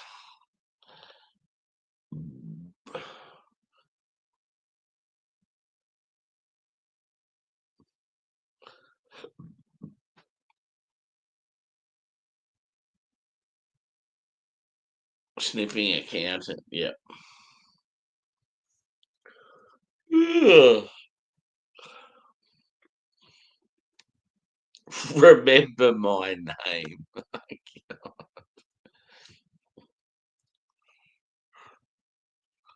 Are your words of wisdom going to help him make millions of dollars?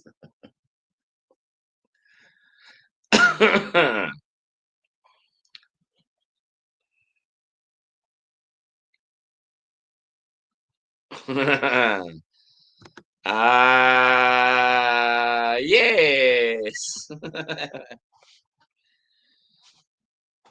I think that's a no offense to all my lovely female friends out there, but the problem with a lot of these types in these roles is emotions get the better of them, and they will always support weaker options and helping out less fortunate in that than thinking about the final goal. And yeah, it's a common thing in all workplaces, I feel. Um, so yeah, when you get these countries that should be sorting out their own shit, they don't, and then they'll come to us for help. And because we have all these particular types that feel sorry for them, then they just fucking walk all over us, and then we get fucked over, and we're the ones struggling because we're too busy looking out for everyone else instead of our own problems. Yeah, there's a reason why back years and years ago, the strongest leaders were always very strong males. Like, and yeah, people might hate me for saying that, but it's males get shit done. They don't care about emotional shit. They just fucking do what's better for the people that they're part of. And yeah, it's exactly the same in workplaces, I reckon. And Sam's got cancelled.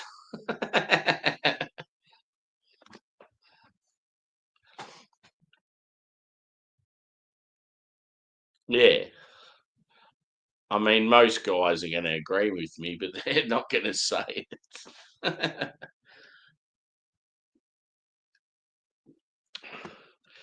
I've been completely fucked over in my own workplace because of this sort of shit. It's a changing world, and companies are going to completely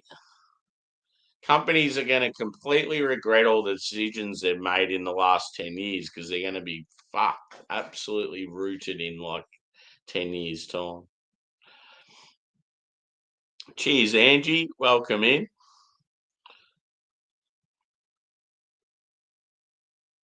Yeah. I just think when it comes to certain things like politics and I don't know, like yeah, I'm not going to go into it anymore because I'll just end up fucking digging myself in a bigger hole. But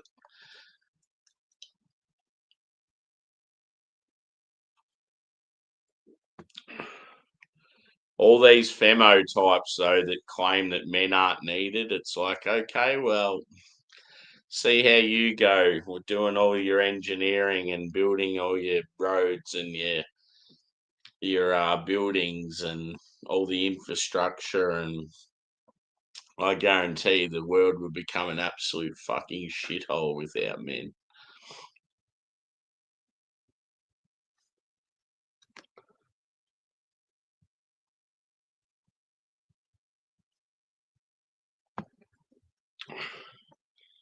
Most of the time, we're the reason why companies keep going. We're the ones that fucking keep the wheels turning while others are walking around with clipboards.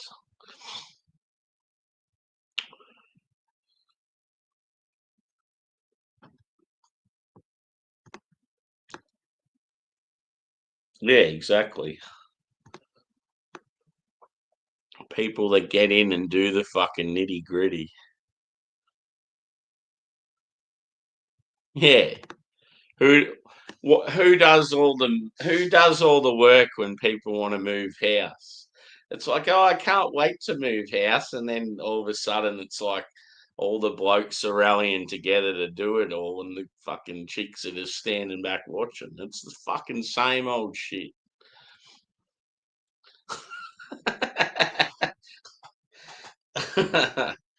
uh,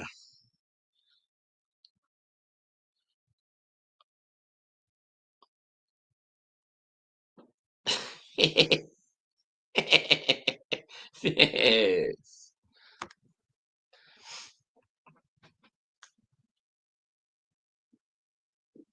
I'd love to see all the farms run by femos. That'd be great. Good luck there, you fucking bitches.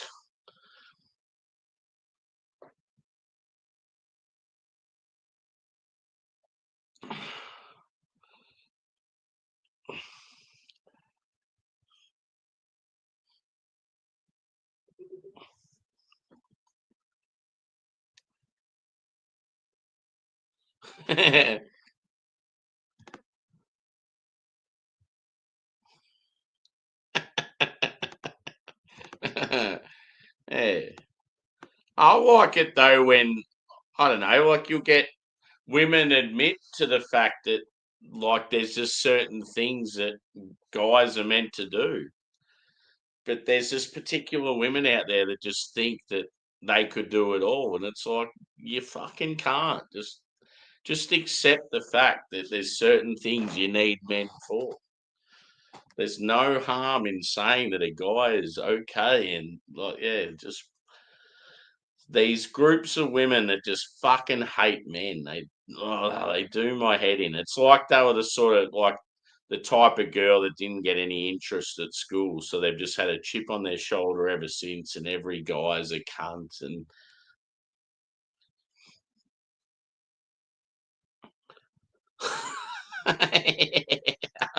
I love how you put undercooked steak. Yeah, I'm a real man.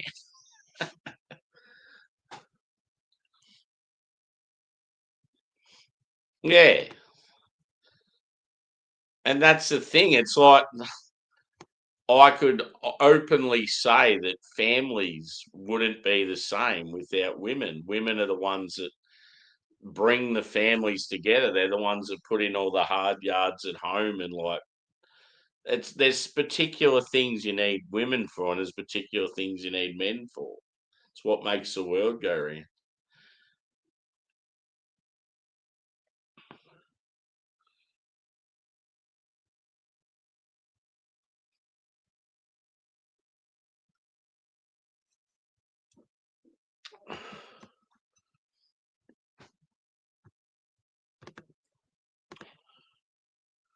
Fuck's sake.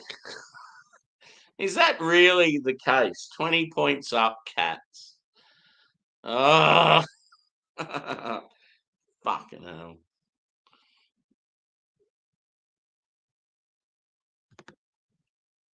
Yeah,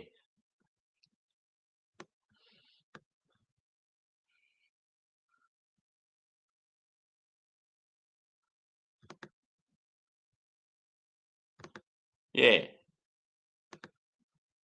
And that's what's good. Like, if you're in a not like if you're in a good relationship, like husband, wife, boyfriend, girlfriend, whether you got kids or not, it's that balance of like helping each other out. And there's particular things that men are going to be better at and women are going to be better at. And it's like, yeah, just share the load. And it's tough these days because fucking both have to work just to pay the bills because of the cost of living and shit. It's not like it. In an ideal world, I feel like it was great back in the day where women could look after the families and stay home and not have to work. But it's just such a changing world. I mean, not only do they have to sort of work just to afford to, but they want to as well. and that's where it sort of falls away with the whole family situation. Like people don't want to have any more than like one kid these days.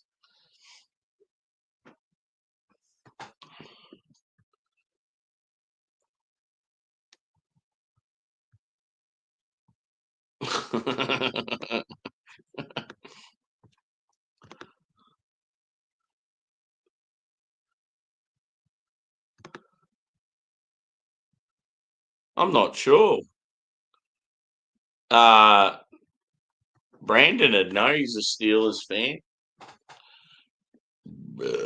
Fuck's sake. Cats are killing them. Good night, Hawthorn. Yeah. Yeah. I think it's going to pan out the way I thought it was, unfortunately. A couple of weeks ago, I said it'd be a Cats and Magpies granny and the Cats will win it. I just think when they're up and about, they're dangerous. And unfortunately, with the Maggies this year, yeah, you have done well to still make it where you are because, yeah, you sort of looked a bit shit the last sort of couple of months. Start of the year, though, I thought, fuck, is he going to be hard to beat?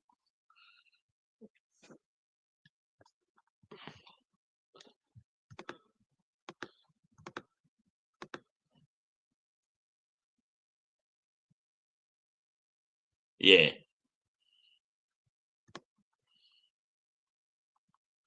I'll never be under 50, I can tell you that right now.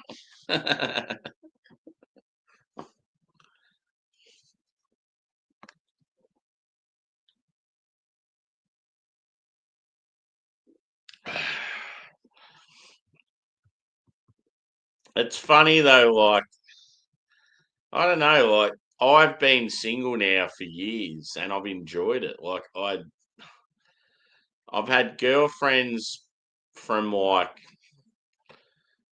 probably 15 years of age, maybe 14, right through to like mid 30s. And like a lot of them are like for years sort of thing. But it's just like I don't know, the last years where I've been single, like I've enjoyed it. And it's like part of me is happy now just being single. Like I don't give a fuck. It's just good doing your own thing. There's obviously times I get a bit lonely being by myself at home but yeah, like not once do I think, oh yeah, I want to go out and pick up and get another girlfriend. It like just doesn't even I don't even think about it anymore. It's like that part of the brain just went, see ya, I'm out. And people like some people, it's like they have to have a partner. So they'll go to me and go, oh, how do you go not having a girlfriend? You haven't had a girlfriend for a while. And I'm like, it's good. I don't give a fuck. It's awesome. And they just don't understand.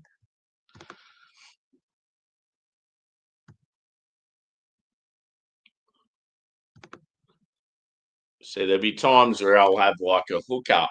I'll go to like an event and end up, yeah, hooking up with someone for the night or whatever. And then like it's just like after that, I've just, even if it's someone I'm sort of fond of, it's like I don't sort of think about it being a ongoing thing. It's just like, yeah, I don't know. It's just like that part of the brain for me now is, yeah, checked out. It's like I put the walls up now straight away. I mean, in other assets or other, I don't know what you'd call it, other sort of areas of my life, I've been fucked over by people. So that's probably got something to do with it, like family. And it's almost like, yeah, I don't want to be hurt anymore. Like, so I put the walls up and it's like I'm happier being by myself. I think that's probably got a major. Here I am, hard on the sleeve, Sammy. But it's true though. Like, I think that's why I don't really care about relationships because even like family and friends and that, it just fucking falls apart, and you're there for people and they're not there for you.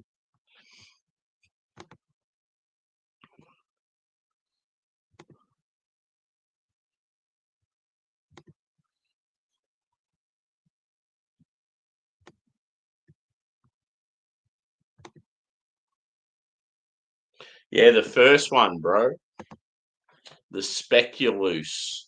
So speculoos is like a Belgian spicy, like caramel biscuit. I think that's what Biscoff is sort of based on. You know, Biscoff, the spread, the caramel spread. Yeah, and like as soon as I sipped it, oh, the smell was incredible. But as soon as I sipped it, it was this big belter of a Russian Imperial, just with this huge, like caramel fudgy sort of thing. It's just like, wow. And then, yeah, the other two beers have been good, but just that first one was fucking phenomenal. So I just can't see it being beaten. Got this one left to go. Moon Dust Imperial Stout. So I'll read what this one says, shall I? We've left the best for last. I'll be the judge of that. For the final Imperial Stout of our 2025 Stout series. The adjuncts have been packed away for another year, and we brewed an Imperial Stout in its purest form. A beer that we dreamt up during our first Blue Mountains winter and can code name, Stardust.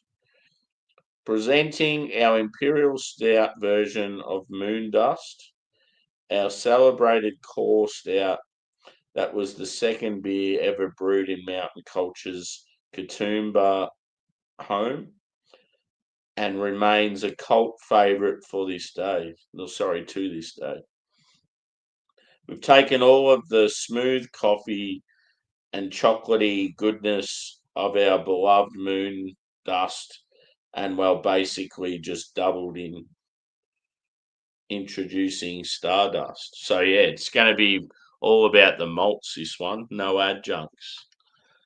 Possibility it could be good. Very good. I reckon you'll like the artwork on this one, Evie. Look at that. Ooh.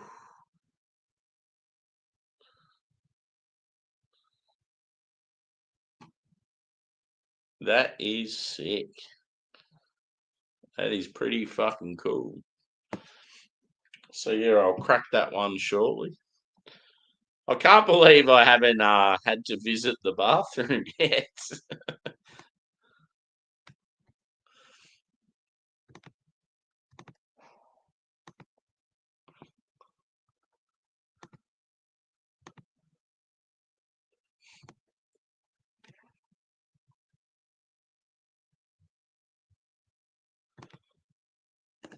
uh, yeah, that's a tough one. I think the thing for me that makes a relationship awesome is when you're both sort of happy and like like that giggly sort of period. Like if you can, I feel like if you're in a relationship and you're constantly having good times and laughing about shit, I think there's nothing better. That's where I've been the happiest, I reckon. Like there was particular times with my ex, I thought this could possibly be the one where I spend the rest of my life with. But then a massive measurement for me in a relationship, whether it's going to work or not, is you have to be able to live together and you have to be able to travel together if you're going to think about being with someone long term. And we went on a international holiday together, and the whole time, pretty much, she was like negative and whinging about stuff, and I'm like, I can't do this. Like, if you're on a holiday, you've got time off work, you're in a fucking beautiful location, you're meant to be relaxing.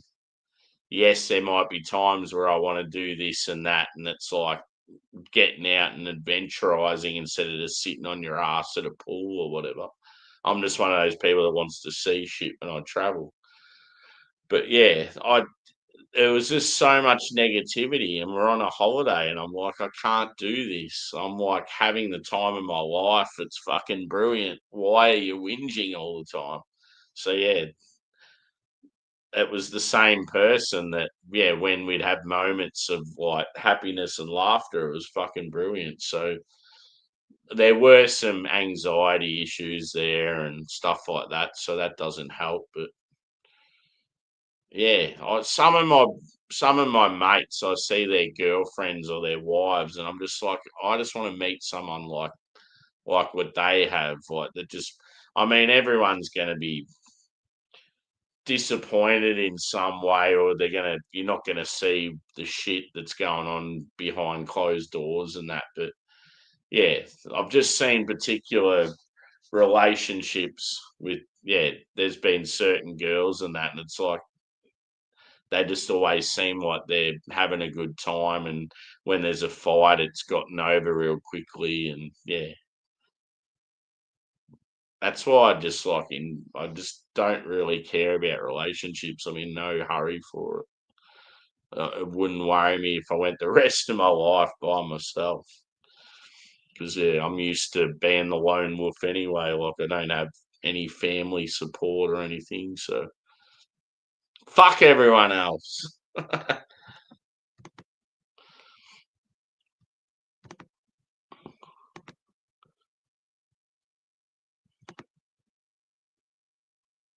Yeah, boy.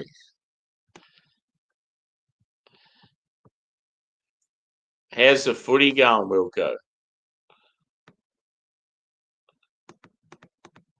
If you're still there, I'm probably way behind in the chat.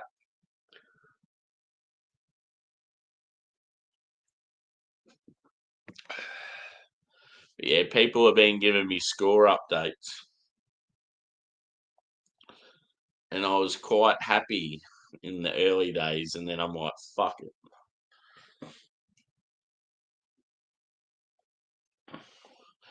So what I'm going to do is go for a quick toilet break.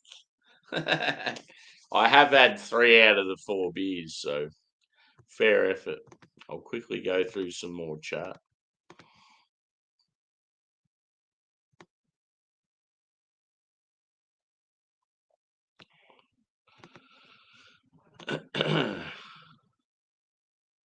Yeah, and the fact that it's no adjuncts, it could be a good thing. Adjuncts are flavors added to the beer that's not necessarily like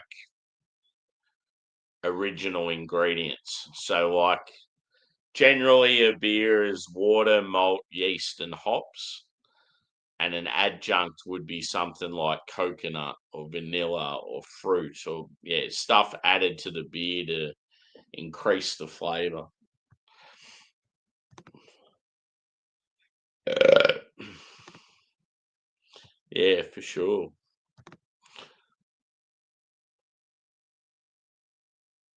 The third one I had, dude, was the Lamington. So Lamington, I don't know if it's a thing you guys know in the US, but it's like a sponge cake that's it's sort of vanilla on the inside, chocolate on the outside, and then like toasted coconut sprinkled around it. Sometimes you'll get them with jam in them, like a raspberry or a strawberry jam. It's just like a desserty thing in Australia and New Zealand. I think it might be in England as well. I'm not too sure, but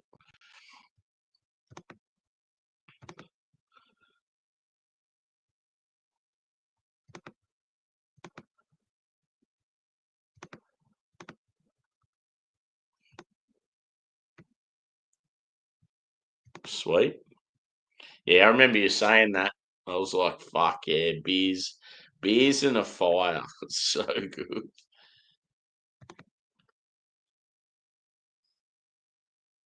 Yeah, exactly.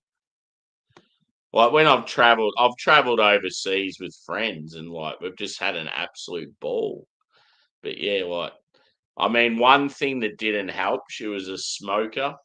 So every time we'd be in a location where she couldn't have a smoke, she'd start getting real antsy. And it's like, I just wanted to get her smokes and just crush them up.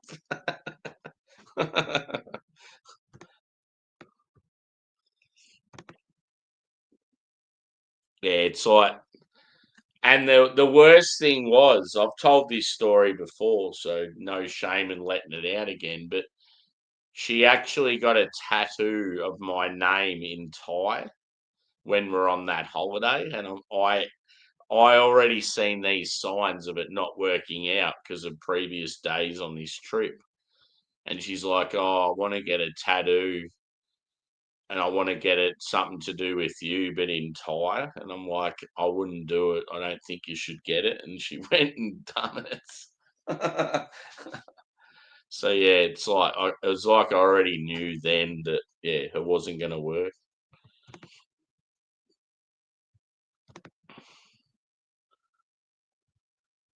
The good thing is though, is like still friends with her on like social media and stuff, and she hooked up with another guy and had a couple of kids and seems really happy. And that's like I wish her the best sort of thing. Like I still yeah, like it's almost like I'd still consider her a mate.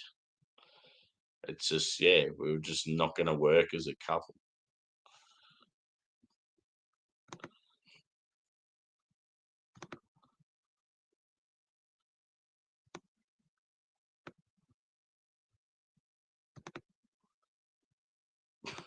Pump and dump. The Lord loves you.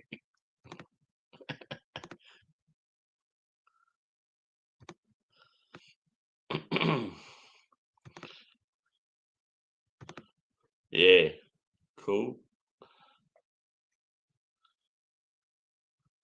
Pump and dump. Yeah. Oh, Stewart out. That's bad.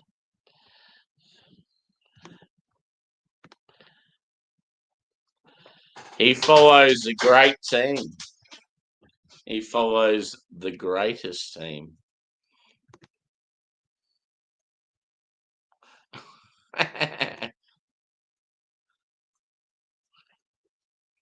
Cheers, Adam. Thanks for chiming in, bro. It was your first time in, wasn't it? I think so. Hit the old subscribe, bro, and see more of us. I do like regular sort of live shit like this. And yeah, like I mean, obviously it's a beer channel, but we talk about everything and anything. Got a good community going on.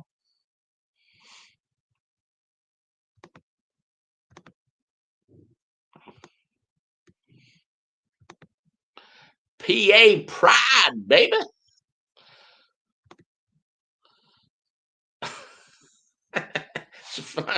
Funny people calling you Rameli. I'm like, who the fuck is that?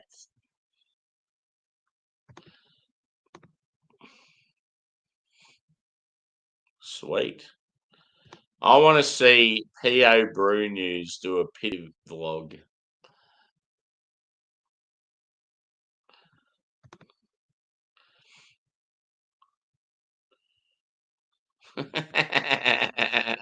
Yeah. This it says this guy is touching me inappropriately. Help.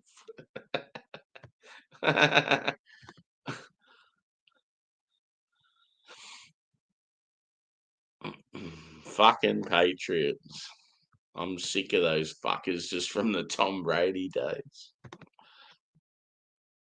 Yeah, Angy's had enough. I'm out of here. You're talking too much. Leave me alone. Yeah, fucking oath, dude. How good was it? I can't even. What did I say about it? I know I liked it, but I just can't really remember what I said about it. I'm pretty sure I said something about the mouthfeel being like epic. I'm just trying to think what sort of flavours it had. Oh, season up like an old man. Fuck off, cats. Fuck right off. I'm not. Honestly, I'm not even watching tomorrow's game. I had intentions to watch tonight's, and then I was like, "Fuck it, I'm doing some Imperial Stout."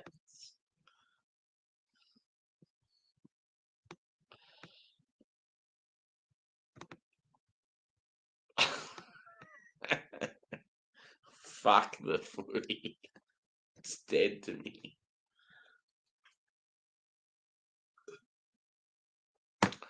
Time for the lasty. Yes. The funny thing is, though, is like I've still got half a can of all the beers. So I'm going to be absolutely loose. I think I might have to do a music stream. I'm just going to do a stream where I get fucking lit and then delete it afterwards. So yeah, this one's got the sick as can artwork. Woo. Moon dust. Let's get it. How good's this glass, by the way?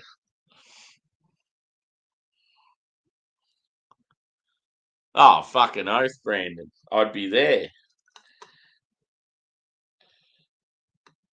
I'd be at the game. Me and Wilco would be at the game.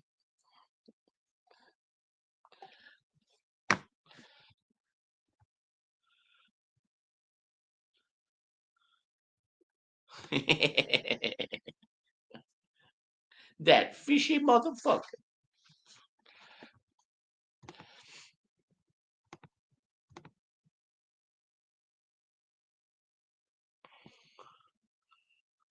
Yes.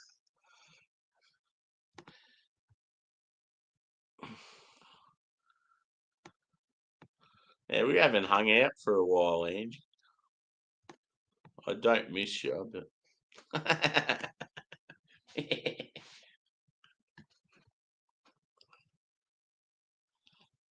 don't know. But if it's in the beer, I'll take it.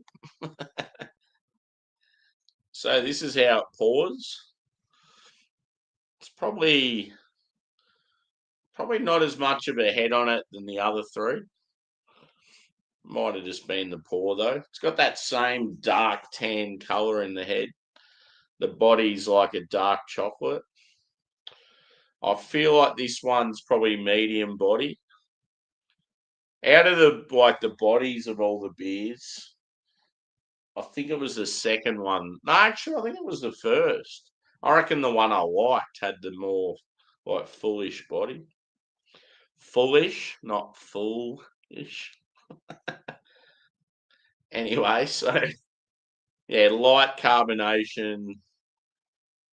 Yeah, it doesn't really have that oily or creamy look or anything. You just get what you see. I do like the fact that this one isn't adjuncts. So yeah, it's all about the base. It's all about the base. um, yeah, let's go a whiff.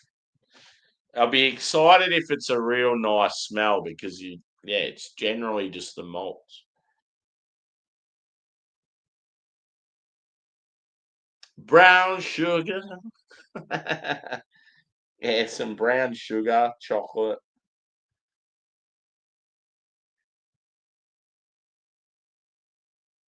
Maybe like a fruity type coffee.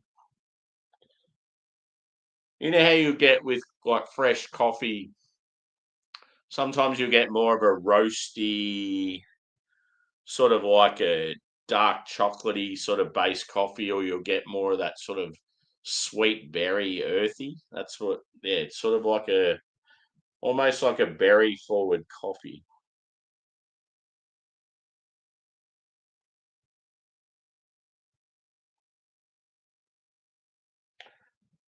Yeah. I'm all about the bass, about that bass, no treble.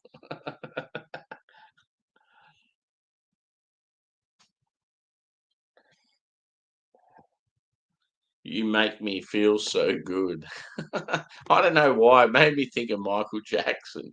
You knock me off of my feet now, baby. Yes, you know it, Eve.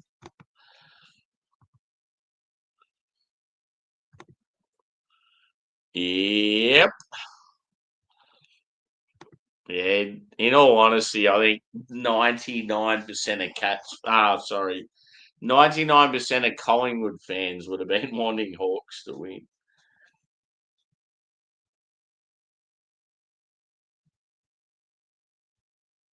This beer smells like sobriety and glum times.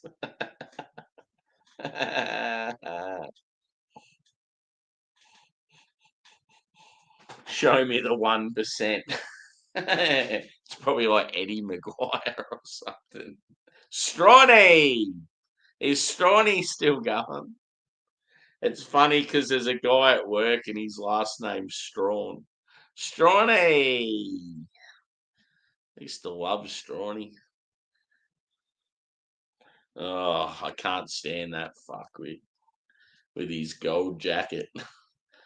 Gold jack, green jacket, gold jacket. Who gives a shit? Hey, I believe that's Mr. Gilmore's. And you can count on me waiting for you in the parking lot. Oh. Okay, so I just got a whiff of something that wasn't in any other beer. I need to go in again.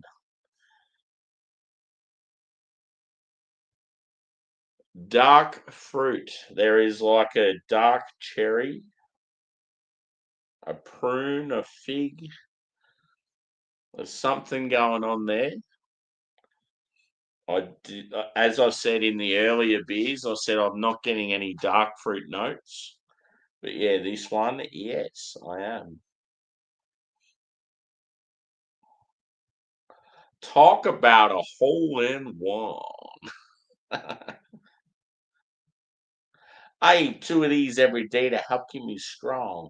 Hey, Happy, can I have one of those? Coming right up.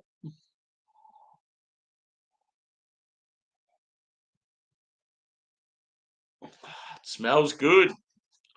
I am going in, boys and girls, ladies and gents. There are two John. Shit. I was going to make a statement, then I fucked up what I was going to say, so I just looked like a fucking idiot. When I said boys and girls, ladies and gentlemen, I was going to say there, and yes, there are two John. Oh, still can't speak. There are two genders in the world, but I kept saying genres. What a fucking clown. I think the 10%ers of I think they've got to you, Shabbat.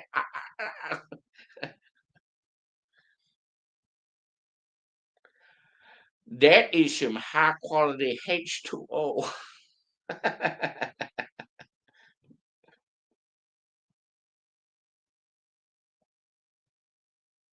Boom, going in.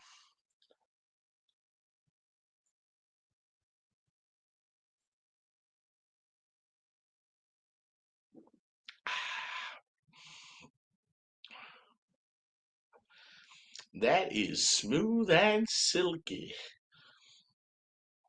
Hmm. The only thing is I get a little booze. It's a little boozy. It's a boozy boy. Very nice malt base. You can definitely see the potential, but it's just that underlying booze that's there that wasn't there with any of the other beers. Damn it!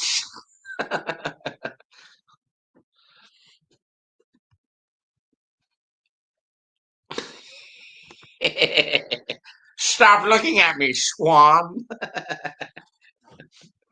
Shampoo is better. I go on the hair first and clean the hair. Conditioner is better. I leave the hair silky and smooth. Oh, really? For really? I feel like I sound like Joe from the Beer Patrol because me and him are always quoting fucking Adam Sandler.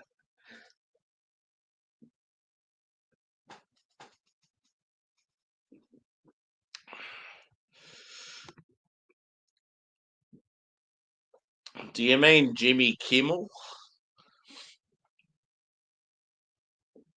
Most of those guys have to do all this woke shit these days, so he probably didn't want to do something and got the ass.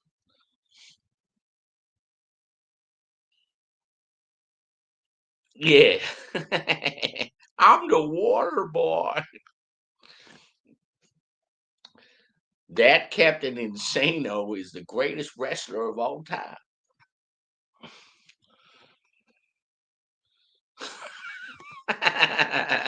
Yes.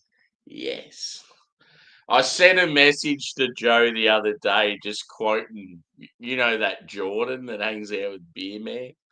I just was saying all the same shit that he says every single review. I just wrote it to Joe in a message. What's the vibes, yo? Keep it dank, keep it fresh, keep it interesting. Me and Josh and Drewy always talk about how he says the same shit all the time.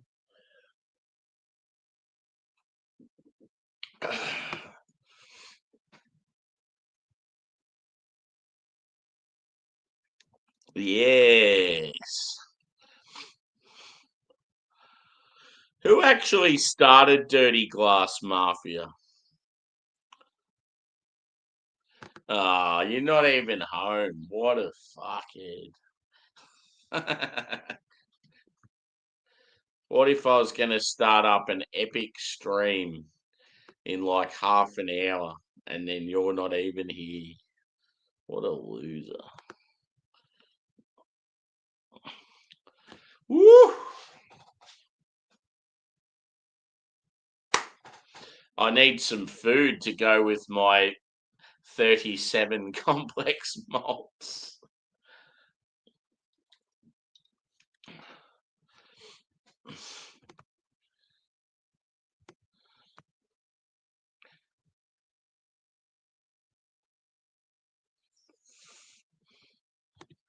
Nah, it's not Paul.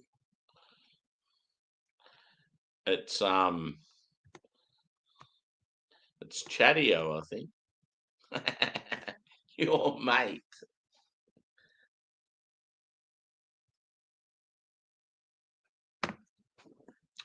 What's the vibes, yo? What's everyone drinking? What's everyone smoking on if you partake? What's the vibes?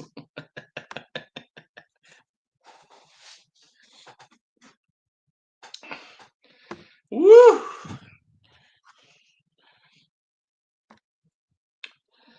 I have to say, it's an easy decision. Some of these I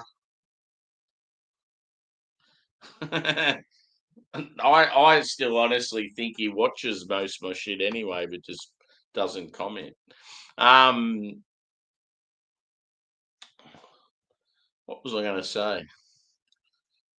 Yeah, it's an easy decision with these beers. What's the favorite?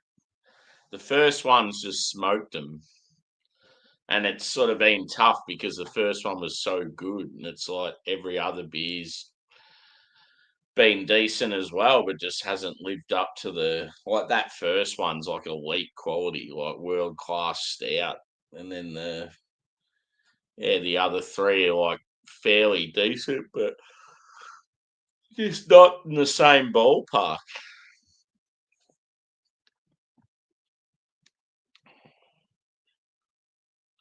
Yeah, I could maybe get more of it.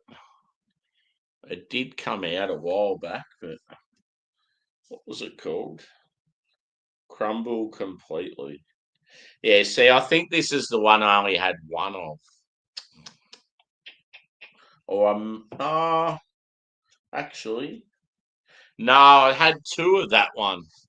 So I think I've got another one somewhere in a box. I think it was this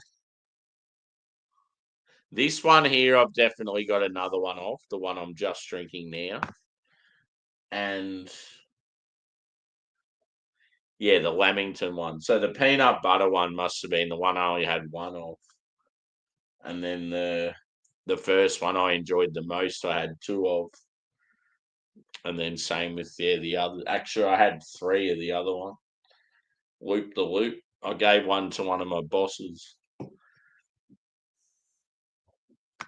Not as a suck, trying to further my career at work or anything, but yeah, we get on really well, and he actually like quite often if we're working a stupid shift, like stupid late hours at night or early in the morning or whatever, he'll like give me a lift to work.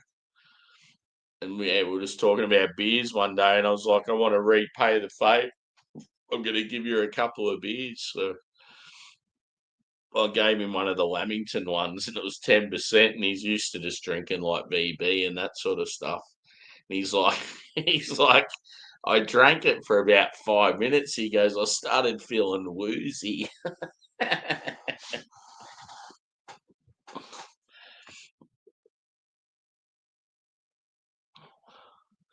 Yeah, that's fucked. Woo. Bit of sleep token soon, bro. I'm considering.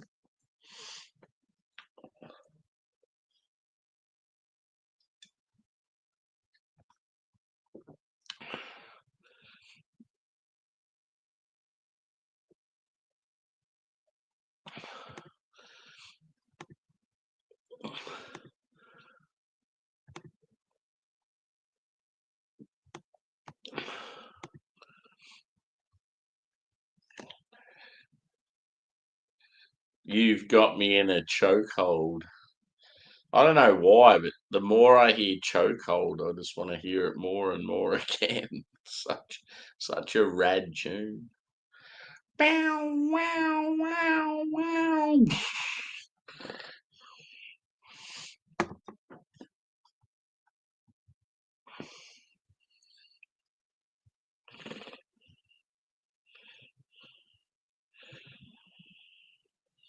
I'm walking and baking. I thought you were dashing. I'm confused. What's going on?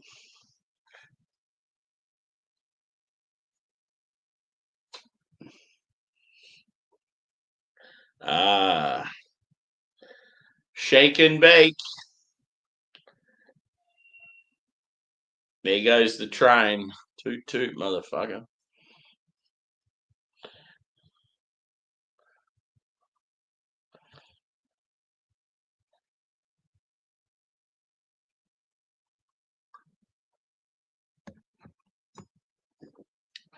Diddling in a bit. This is what I reckon.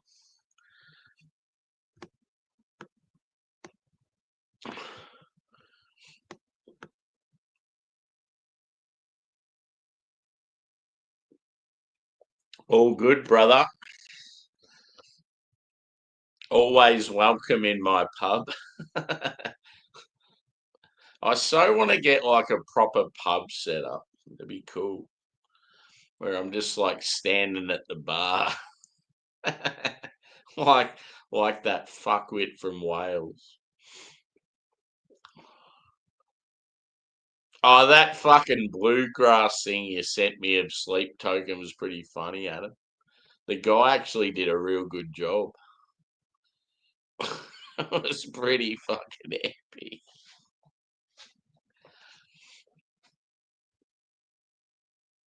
Oh, yeah. If I had the moolah behind me, Evie, I'd love to do that sort of thing. My boss was actually talking to me tonight about, or today about what I'd do if I had money.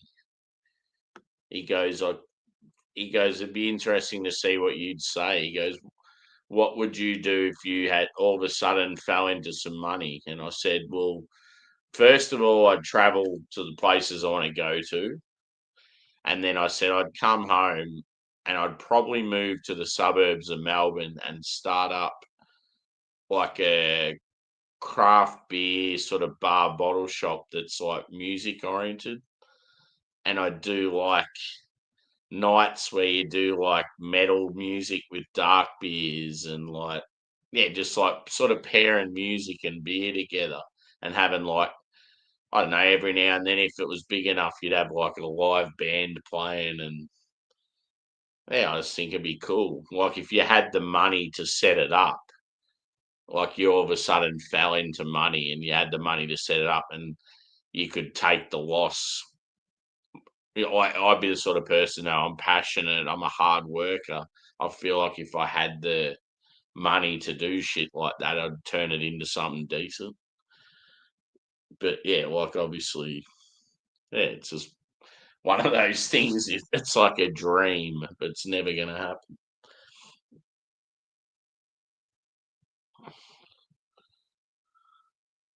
Yeah. Today's world, just to fucking run any small business, it's ridiculous. The amount of red tape and taxes, and you just get fucked over.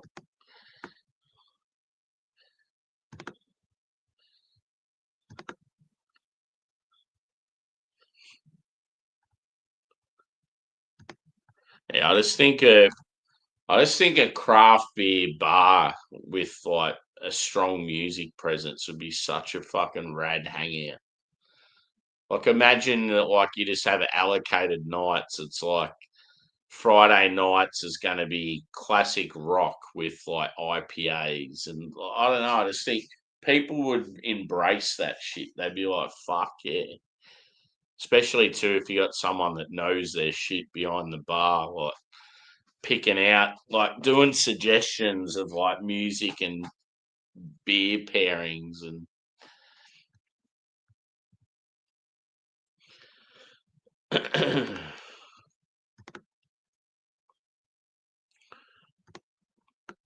I've definitely got the personality to do something like that and the knowledge, but yeah.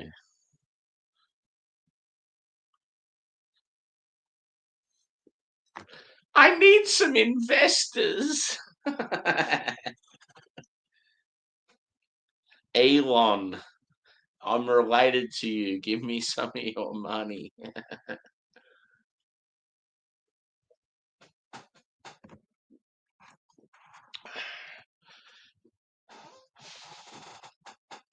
Joey and Angie think I should move to Ohio and work at fucking Outback Steakhouse and be front of house and be the only Australian in the state. That's pretty much what Joey was saying. It's like, oh yeah, I'm gonna travel the world. I'm gonna go to another country just to go work at some place that's 5% close to Aussie and just be there because I'm Aussie. Awesome. That sounds unreal.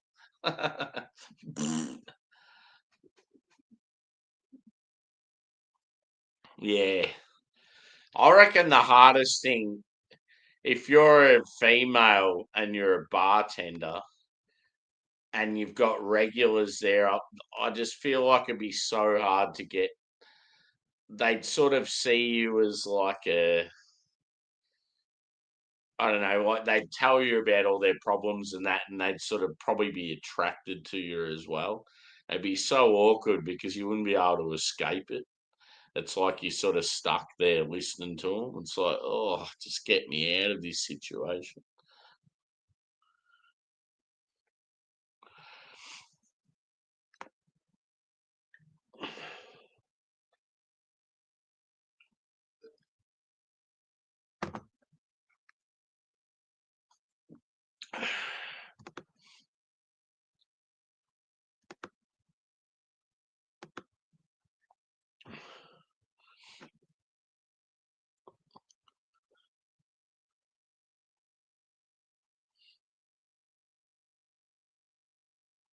Yeah. I've just always had visions of certain things in my head. If I had the money behind it, like it was a big old brick building, I'd have like a big feature wall that was all street art and like a little section of the area that would be like a stage for live music, and then like have a cafe barista sort of thing set up in sort of halfway in the building. So people can go there for like coffees and toasted sangers and shit as well. Yeah, I've always just had all this shit going through my head is what I'd love to do.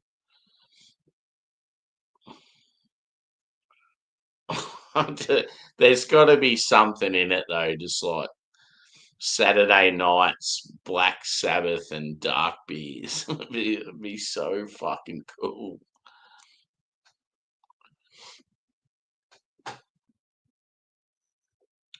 Let's pour some more, shall we? I don't think I poured as much in that one, or maybe I did. It's so weird to think that I've still got half of each left. I'm going to be mutilated. Woo. So yeah, if people haven't hit the old thumbs up yet, feel free to do so.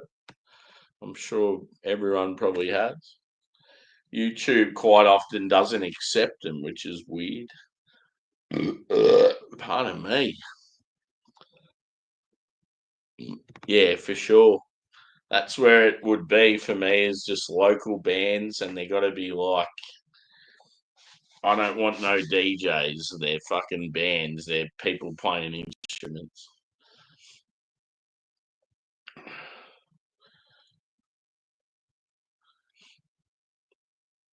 Yes. Do like a comedy night. Have like a midweek comedy night. That'd be pretty cool. Um, you also got to have that night where you're offering cheap shit, like a tight ass Tuesday sort of thing, just to get people to the venue and sussing it out. Just keeping the ball rolling. The nights where you don't make huge profit, but you're creating a bit of buzz.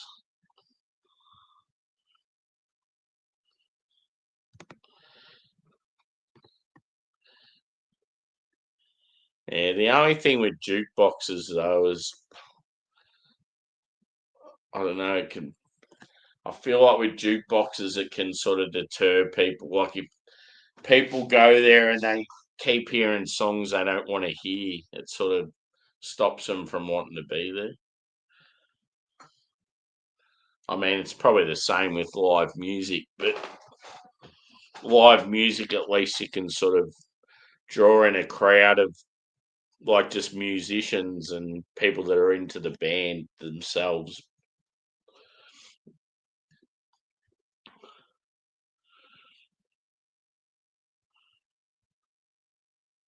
Yeah,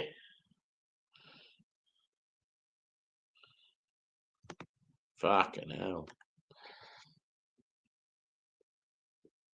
It's good to be a club with some money. I'm surprised he's not going to Geelong. I'm fucking sick of Geelong getting all the good players.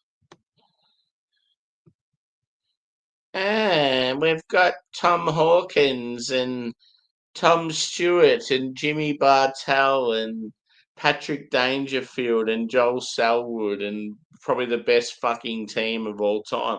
Ah, we can still afford Gary Ablett Jr. Let's get him as well. Such a fucking crock of shit. Fucking Geelong. Fuck Geelong. I just think it's bullshit how they can get all these players. We need to fuck him off. Fuck him off now.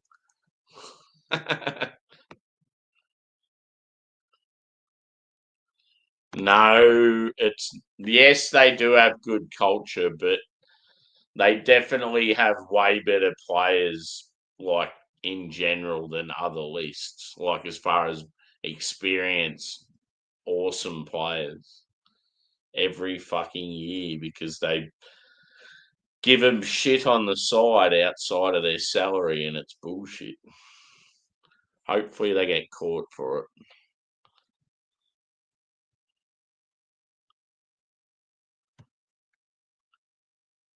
Oh, so you're controlling the tunes, eh?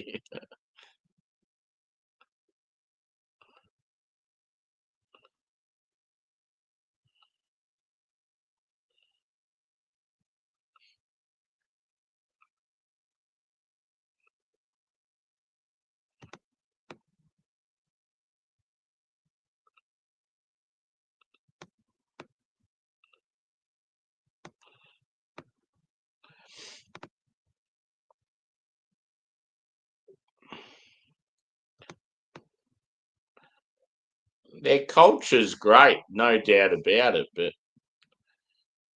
but all those years where their list of superstar players was just so much better than any other club. And obviously, that's going to increase your culture because all these players are going to lift to the standards of the good players. So it makes a club stronger in so many ways if you can just bring in all these superstars and pay them fuck all because you're giving them like properties on the side and that. It's just not fair the way it's done.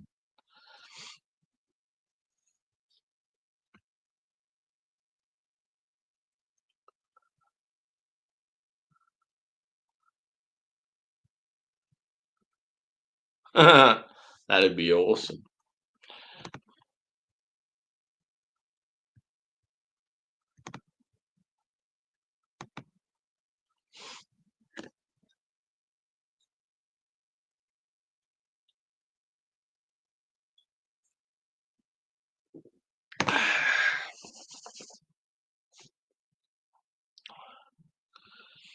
Yeah. Well, I said a couple of weeks ago they're going to win the flag. I still stand by it.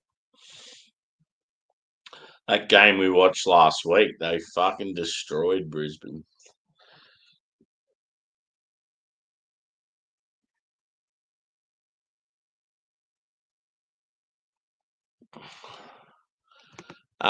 Yes. As a matter of fact, this guy here just signed up to their, what is it called? Rare Oak? Yeah. We know them well, Steve. One of the great sour breweries in our nation. We were hanging with them at the fucking Blobfish, talking shit to them there for a fair while. Rare Oak Society, that's the one. I actually just signed up a little subscription myself today. I've been waiting to get onto it for yonks, and finally a spot's come up. So Sammy's getting some beers sent to him from Fremantle. So that's going to be good.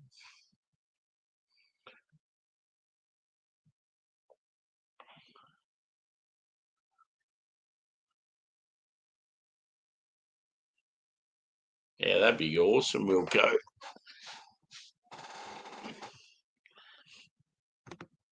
Fuck yeah. Um, Evil Megacorp.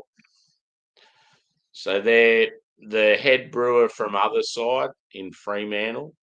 He does his own shit. He does this rare release stuff, and he's got really cool ideas and sort of like experimental beers. And he does 4 different beers every 6 weeks. and they're like awesome craft, like fucking unreal quality, heaps better. Like he's still a brewer for other side, but this is his own project. And I got into his stuff a while back at a tap takeover. I was like, fucking hell, this shit's unreal. So I've been waiting to get, like, I've been wanting to subscribe to him for a while, but he's only got like limited numbers. And I just thought I'd probably never get a chance.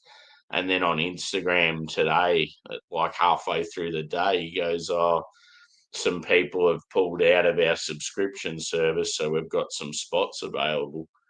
And it's like, it's pretty much just the same as me buying the new releases from Mountain Culture every time they're released. Like, it's not really that expensive. So, yeah, I was pretty happy to get on board. So, what I did is I bought, he had the last month's beers available to sell to the public. They only had a little bit left over. So I bought them, I bought a glass, and then I've signed up for the subscription. So every 6 weeks, it's going to be about $50, and you get the whatever the 4 beers are that they send out, and they're always like random as fuck. So yeah, I'm pretty keen for it. I just think it'll be good for YouTube. Like, yeah, I feel like they're gonna be awesome quality. They're gonna be like rare and a little bit different, a little bit kooky. So yeah, I just felt like it was good for the channel.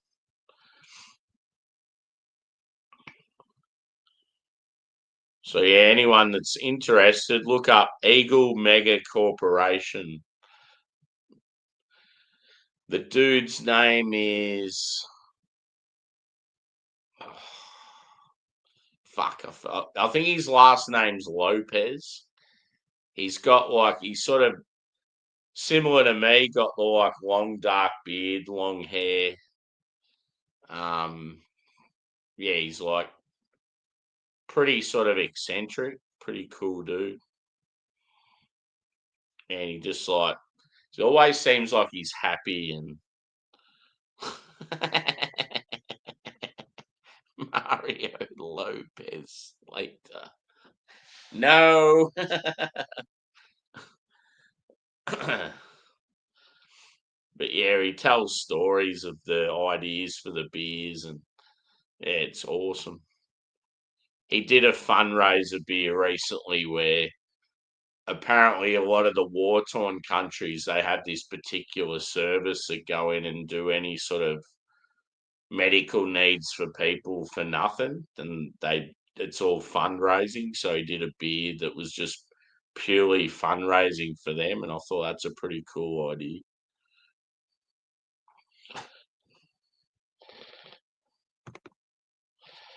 uh, I'm starting to hate him more and more every day.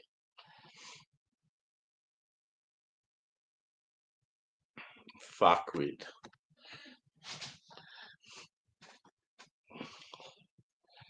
Woo! I feel a little bit lubricated, baby. See you, fuckhead. Have a good day.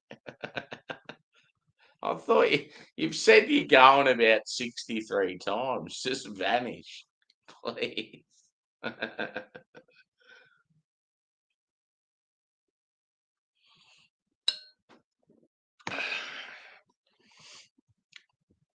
Have a good one, Angela.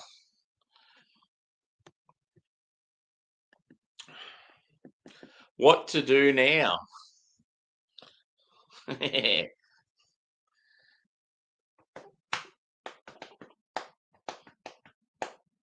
I'll just maybe to reaffirm, even if that's a word, I've got no idea. But maybe just have a little sip of each one again before I give my final vote. That might be the way to go. I could always do a cuvee as well. Yes. Yes. Hey, bro, what about this? Yes.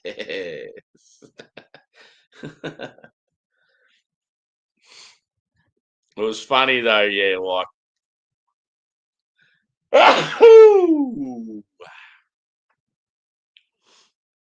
last time I went to Blobfish, I got heaps of comments on my jumper because it was a jumper against violence to women. And then this year I got a heap of comments because I had a sleep token hoodie on. Yes.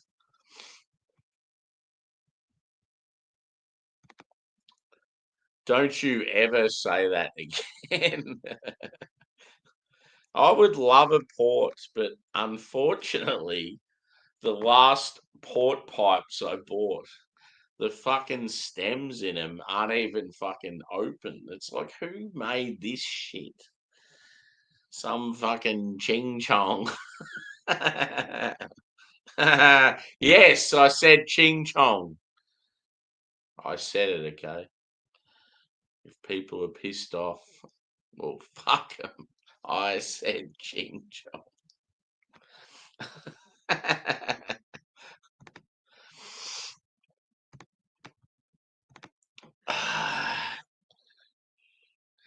No, I used to have real good quality port pipes, and I think when I moved house, I lost them or they broke or something happened, and then I remembered buying some again, but they were just cheap and shitty.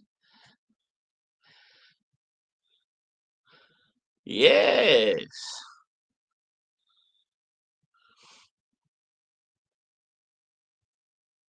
Oh, did I end up even going for a toilet break? I don't think I did. I'm lost. Oh my god. I think I need to go. Yeah. I'll be back shortly, peeps. Love you.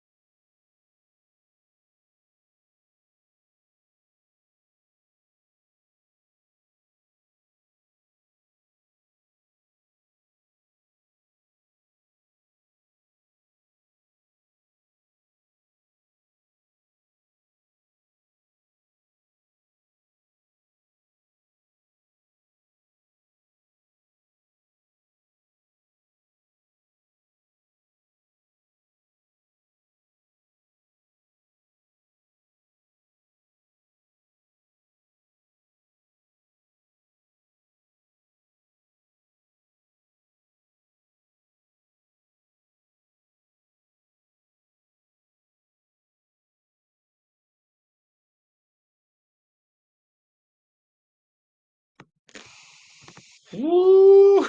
Oh, yeah. What's a bit of sleep token you gonna do for us, Stevie boy?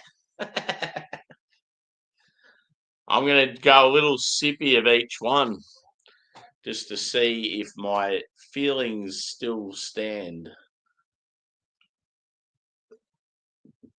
So, number one, which for me was the standout quite easily, to be honest. Crumble completely.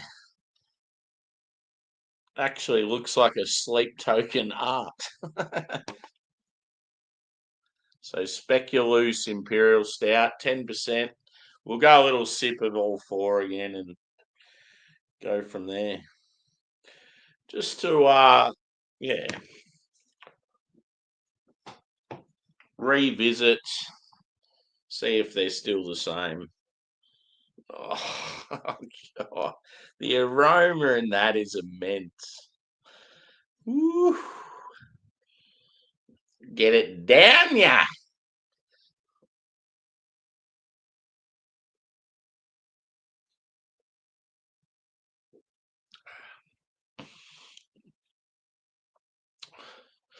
That is elite level.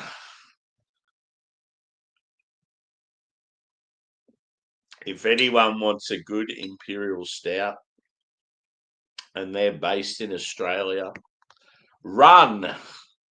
Do not walk. Go get this bad boy.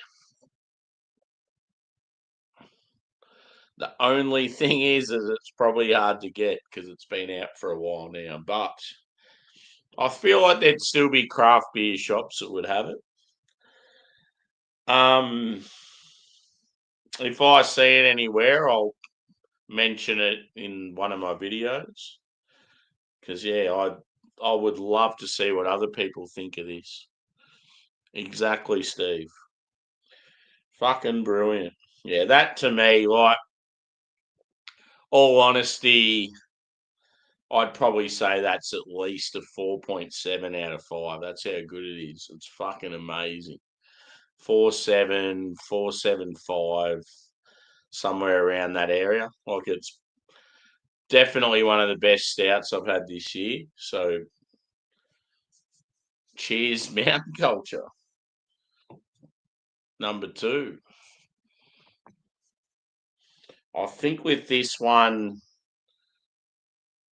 yeah, I don't know. Just looking at the lineup, that first beers is so much better than the rest.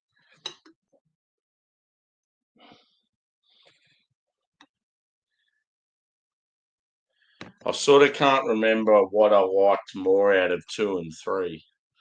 So that's going to be the tester.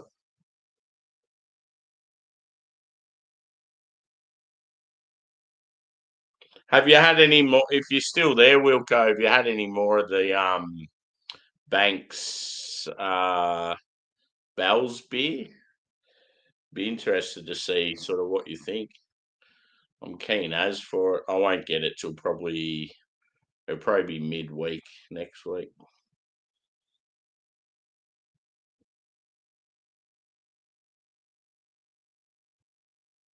Oh yeah, let me know how that goes. I'm pretty confident it's going to be awesome. The only reason why I haven't hurried into them is I had about 5 Banks beers in the fridge, and just doing reviews, I like to sort of spread them out slightly. I don't want to have like 3 Banks beers all in like 3 days, sort of thing.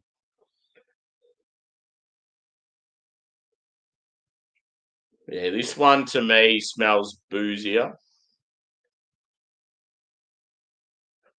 It's just not even in the same ballpark as that first one.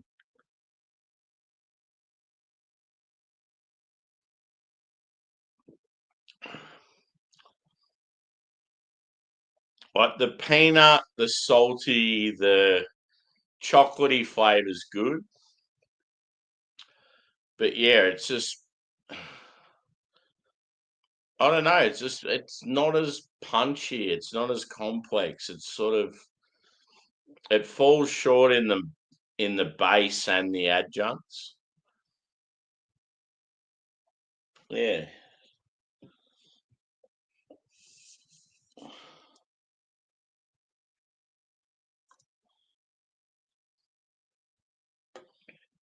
I think I'll definitely do a Kubo.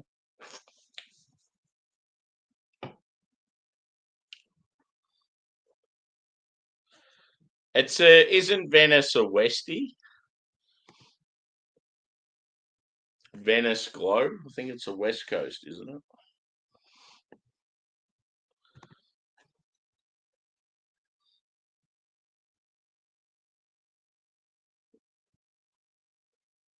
I like with Banks.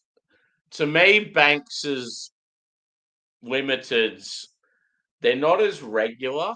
To me, like they're more fortnightly and they mix up the styles. I think Banks nail it as far as releases go. Whereas I think Mountain Culture range overdo it. They have like fucking two, three beers every week, and a lot of them are the same beer, just with a hop change, and it's just like it's too much. I think the way Banks go about it's the best.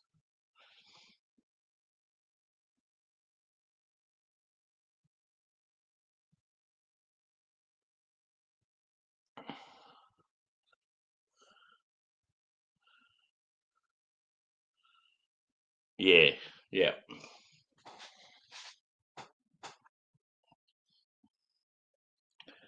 Fair call. Is the brewer the guy that was talking to us briefly at the Anchorage event?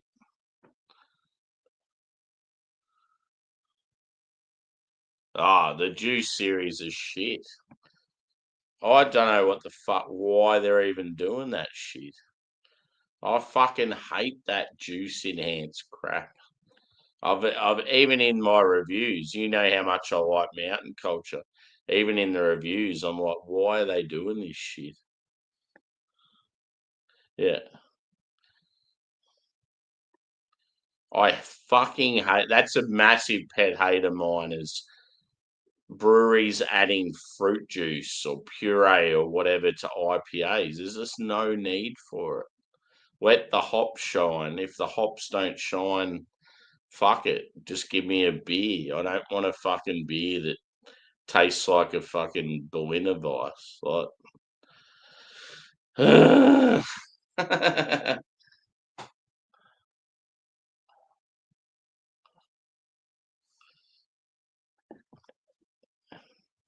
yeah, I know Craig loved that beer, dude. I don't know if it's got fruit added to it though, or it's just a really hoppy beer. I'm not too sure. I don't know enough about it. But yeah, I remember Craig being a big fan.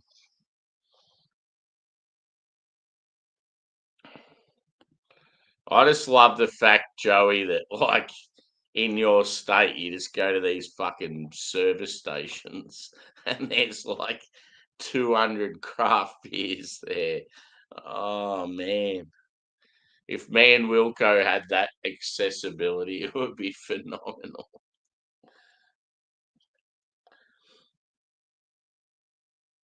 Yeah, when they told me that, Wilco, I was like, that's fucked. Like, yeah, so you just go into like their gas stations and they have these massive setups of like craft beer. And it's like heaps of random, like rare shit you wouldn't expect. They've probably got like Goose Islands, Bourbon County just sitting there on the shelf.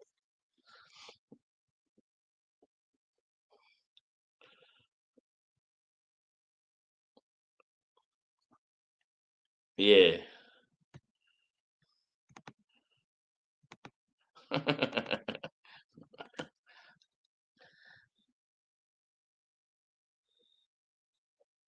So that's the thing. When Craig come over to the US, he didn't have a lot of coin on him, and it's like just imagine like yeah, like I've just finished a couple of big months of work, and I I get over to Ohio and I'm just loaded up.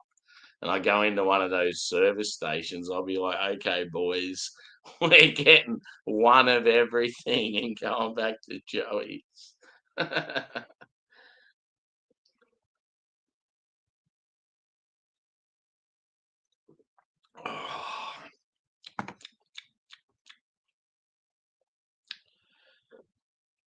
Okay, so far,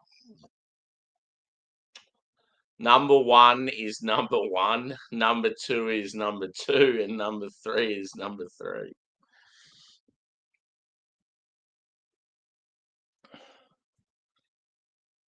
I think three's base is better than two, but the adjuncts let it down.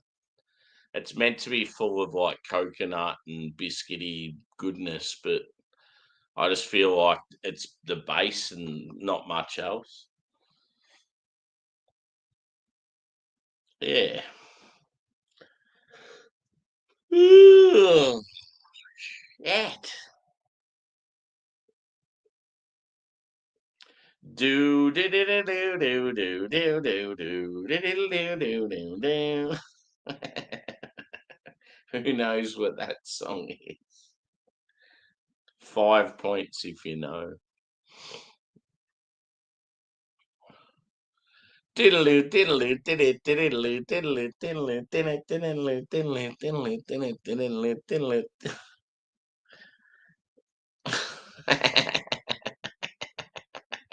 No,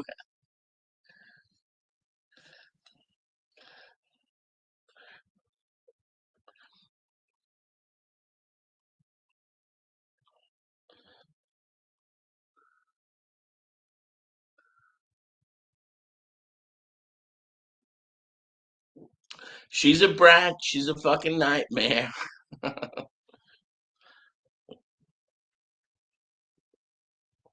I need a girl that I could change. Diddle diddle diddle diddle. Yes, he knows it. He's all over it like a fat kid on a cupcake.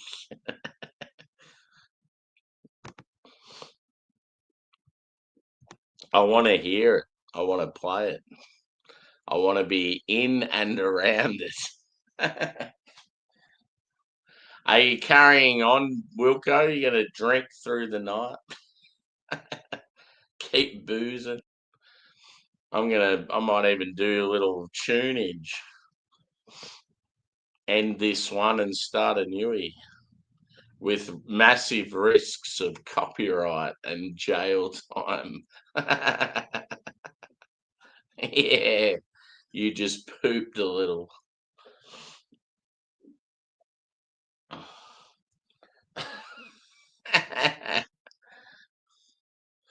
I tell you what, Wilco, the crew I'm working with at the moment, it's been fucking awesome. Good people. One person that I've really taken a liking to, Tim Allsop. It's like he's got ADD, but fuck it, he's like just like yeah, like just so hot and cold and fucks around and yeah, like just he's quite funny. Frank's been unreal. Um, who else would you know from that? Yeah, I think only Frank and Tim would be the only ones you know from the shift I'm on there. Oh, do you know Crackers? I think you know Crackers.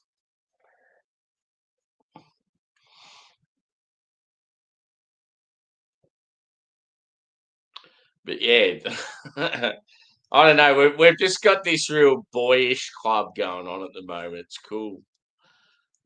Like I've been getting, yeah. Like I'm at that stage now where I'm not sort of at beginner level and starting to get on that path where I'm not having to think about stuff as much and I'm not fucking up as much and others are fucking up more than me and yeah, it's sort of like good because like now I can sort of start laying the foundations of banter.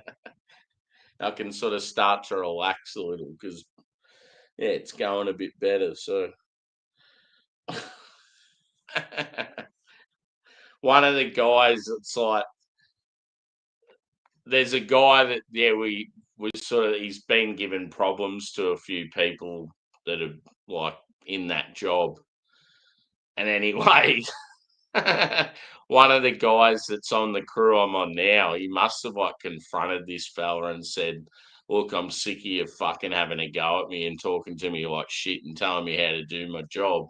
He's like, "If you want to sort it out, let's go out to the car park right now." And I'm like, "Fuck, like, that's pretty intense." And then anyway, I've seen this guy that said that shit just like fucking round shadow boxing and stuff. And he's a big boy. Like he's sort of built like me, but really tall as well. And I've seen him swinging punches, and it's like, fuck me. if he connected with anyone, they are going down like a sack of shit. So yeah, when he said that to this guy that's been giving everyone grief, I'm like, fuck, I want to see it. It'd be awesome.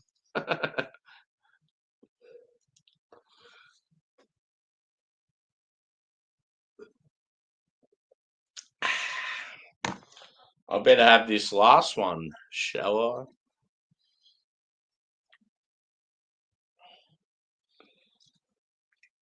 I? How'd your brisket go, Wilco?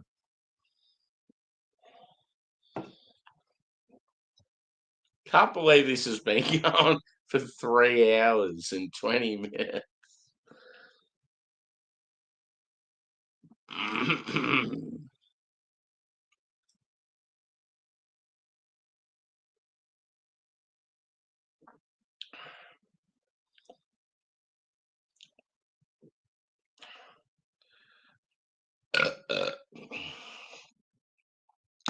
Do you know what?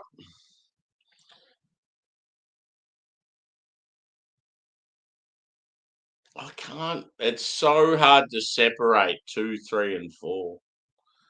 It's almost like they're all on a par. Yes, I did say that two's probably slightly better than three, but the more I think about it, they're similar. So I'm just going to say, just to keep it easy, this one is superior to the rest. Get on board. Speculoos. Loose, baby, loose. Get on that. If you want a mountain culture impy from this year, this is the one to get. Or their rum ball stout, the yellow one that was the rum distillery collab, or the bottle logic stuff. But out of this series, this one, banging, fucking unreal. we've been we've been saying stuff. one thing, one thing that was unreal is one of the older dudes was picking on one of the older dudes from the other crew. He's getting stuck into him, and it's like my boss, and I've come over and go, "Hey, cunt, don't you dare get into my teammate!" And I've like just fucking shoved him aside, and then the look on the face of my boss, like, yeah, like, just that like real cool banter amongst the boys. It was funny as fuck. There's just something about like I don't know, just that physicality of like just constantly like tapping people and like pushing people around, and it's fun. Like it's good. It's just general bloke behavior in the workplace. I love it. I've missed that shit.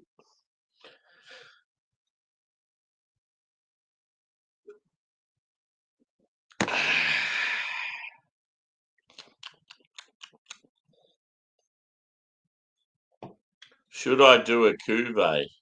I may as well. We've got to finish off with something. So we can end it at 3 hours and 30 minutes if I do a cuvee. How's everyone holding up? Yeah.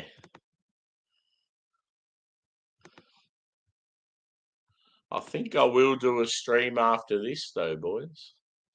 It may not last long. It will probably get deleted afterwards, but at least we'll be there in the moment.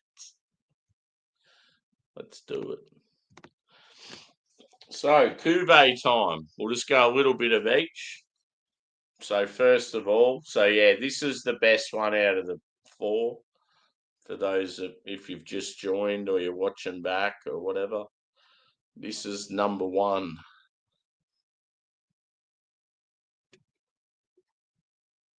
Brilliant, brilliant beer. As I said, if I was to score it, I'd probably say like a 4.7 out of 5. It's that good.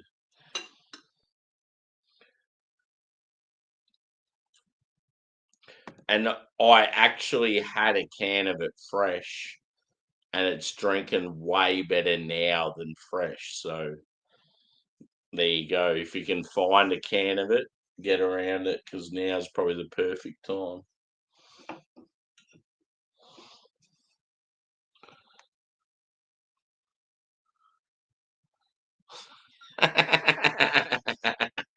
Yeah.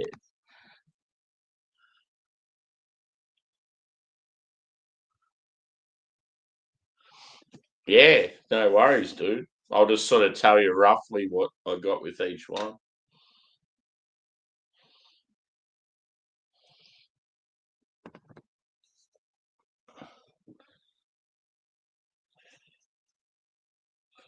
And then that way you can sort of like if you go to 3 hours and 30 minutes, you'll know roughly what I said with each one.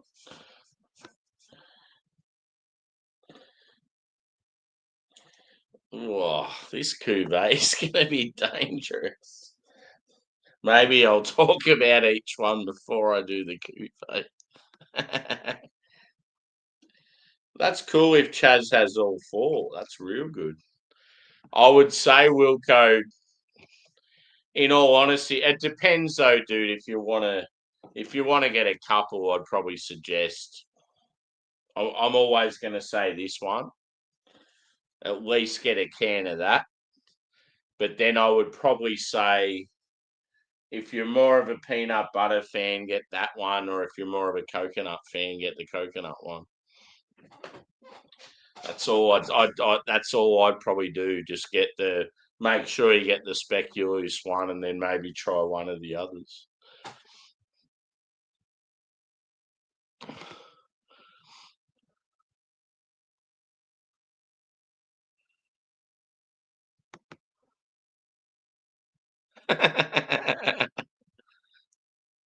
Yeah, I'll do a. I'll set up something else soon, Steve. If you're still around. I know you got to work, don't you?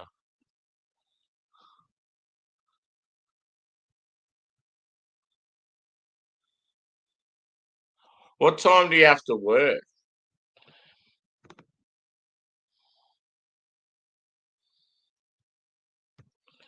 Yeah, I like your aggression. Yeah. Okay, so actually, we'll quickly talk about the 4. So Wilco just sort of wanted to hear about each one. So the first one this is easily the best out of the 4. So if you see any of them, get the crumble completely. It's a Speculoos Imperial Stout. They're all 10%. Speculoos is like a caramel spiced biscuit. This one was massive, like complex malt base. Huge, like rich roasty base, like a Russian Imperial Stout, like absolutely blows the coating off anything inside your body. Puts hair on your chest, sort of thing. But like, not only did it have that huge, rich, roasty, like complex base, it had like massive speculoos quality. So it was like caramel, sweet, biscuity, like allspice, like your Christmas spice sort of thing. And it just worked really well. Like the balance was awesome. It had sort of like a silky medium to full body. Just everything about it was so good. And like just I got off to a rad start and got so excited, but yeah, the other beers just didn't live up to the hype of this one. So that's that one for you. The second one was the peanut butter cup. So this one to me, it sort of fell short with the adjuncts, the whole peanut buttery sort of salted peanut, like sort of like pastry sort of thing to it. I don't know, it just fell a bit short. The base didn't seem as strong.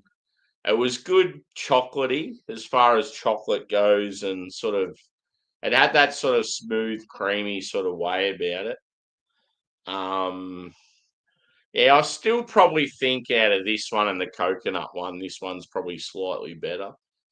But yeah, just I don't know, just not on the same page. And it's the same with this one. The coconut was there, but just wasn't strong enough. I think that was the biggest letdown with this one. I just felt like the adjuncts didn't shine enough in this one. So it was almost like the base was slightly better than the second, but the adjuncts were weak. So yeah. Yeah, I'd probably, in all honesty, I'd probably say the peanut one's better than this one, the more I think about it. So if you're gonna get a couple of them, whoever's out there, I would definitely suggest the Speculoos and then probably the peanut one before the Lamington.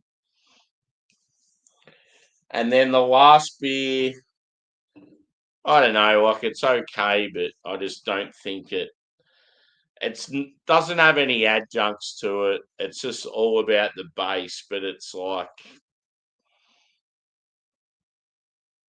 yeah, I don't know, like it wasn't big and complex enough to be.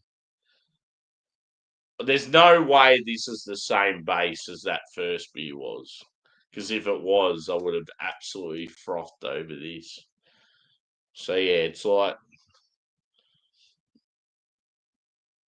I don't know, it just seemed lighter. It talked about coffee and chocolate, but yeah, it just didn't scream sort of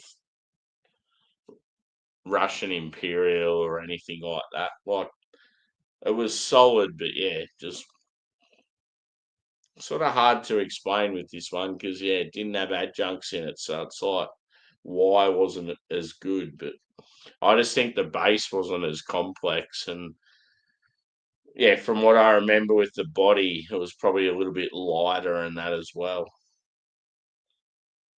But yeah, hopefully that helps you out a little bit. Nah, no way, dude. Nah. Deed's peanut butter shits all over that one. Deed's peanut butter's pretty good, isn't it? From what I remember.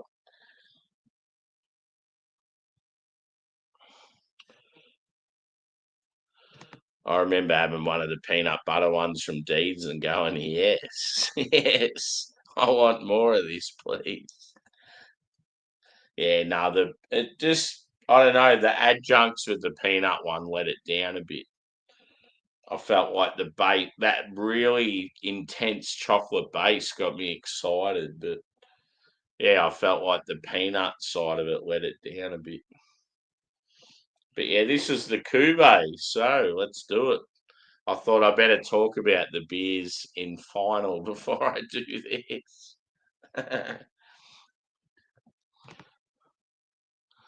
Yeah.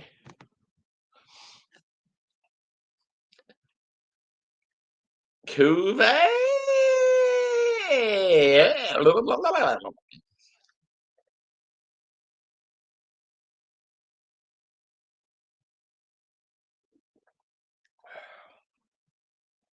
Oh. See, to me, To me, the first beer, as I've said, is like elite quality, and the other three are like good but not anything special. And then you add them all together. This beer's in the middle of that. So yeah, that's pretty cool. That is cool. I like it. So that's when a cuvee works. When a cuvee can make the majority of beers better. It's like it's a good cuvee. Cheers.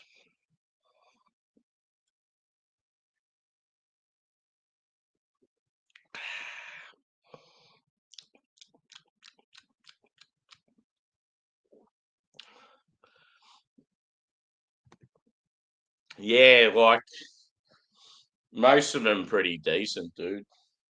The first one was probably more on the fullish side, like medium to full. Um, one of the others was like similar, but I just can't remember which one. But yeah, the other two was sort of medium body. I don't know, just you got to try that speculoos one, dude. I will try and help you find one. We'll make it a mission to get one for you. Fucking unreal. So yeah, it's called Crumble Completely. So yeah, if anyone's just joined or people are watching back or yeah, just that's the winner for the day, the night, the session, if you may. 10% Speculoos Imperial Stout by the Great Mountain Culture, and it's called Crumble Completely, and has some very sick can artwork. So yeah, winner, chicken dinner. I'm gonna head off, I think, guys. But I may be back. I'm probably 100% back. I'm gonna start up another stream and play some tunes and drink some beers and probably get cancelled. But yeah, if anyone's around and wants to check it out, come and hang. I'll probably be about 5-10 minutes away. Yeah, good lyrics. It was like when I first read that, I'm like, is he saying that to me? What a cunt. But I knew exactly what was going on. Yeah, boy. Let's do it, boys. Let's get loose. So, yeah, see you guys very shortly. We'll be back here, same channel, 10 minutes from now. So, let's make it, what is it? 11:01. We'll make it about 11:15 start. And it'll probably have some stupid title because I'm a dickhead. And we'll play some tunes and drink some beers and get cancelled. Love yous. If you haven't hit the like, do so.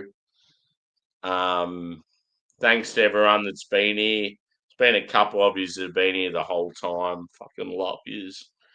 It's legendary stuff. Anyone that watches it back, if you're still watching it now, you're fucking legends as well.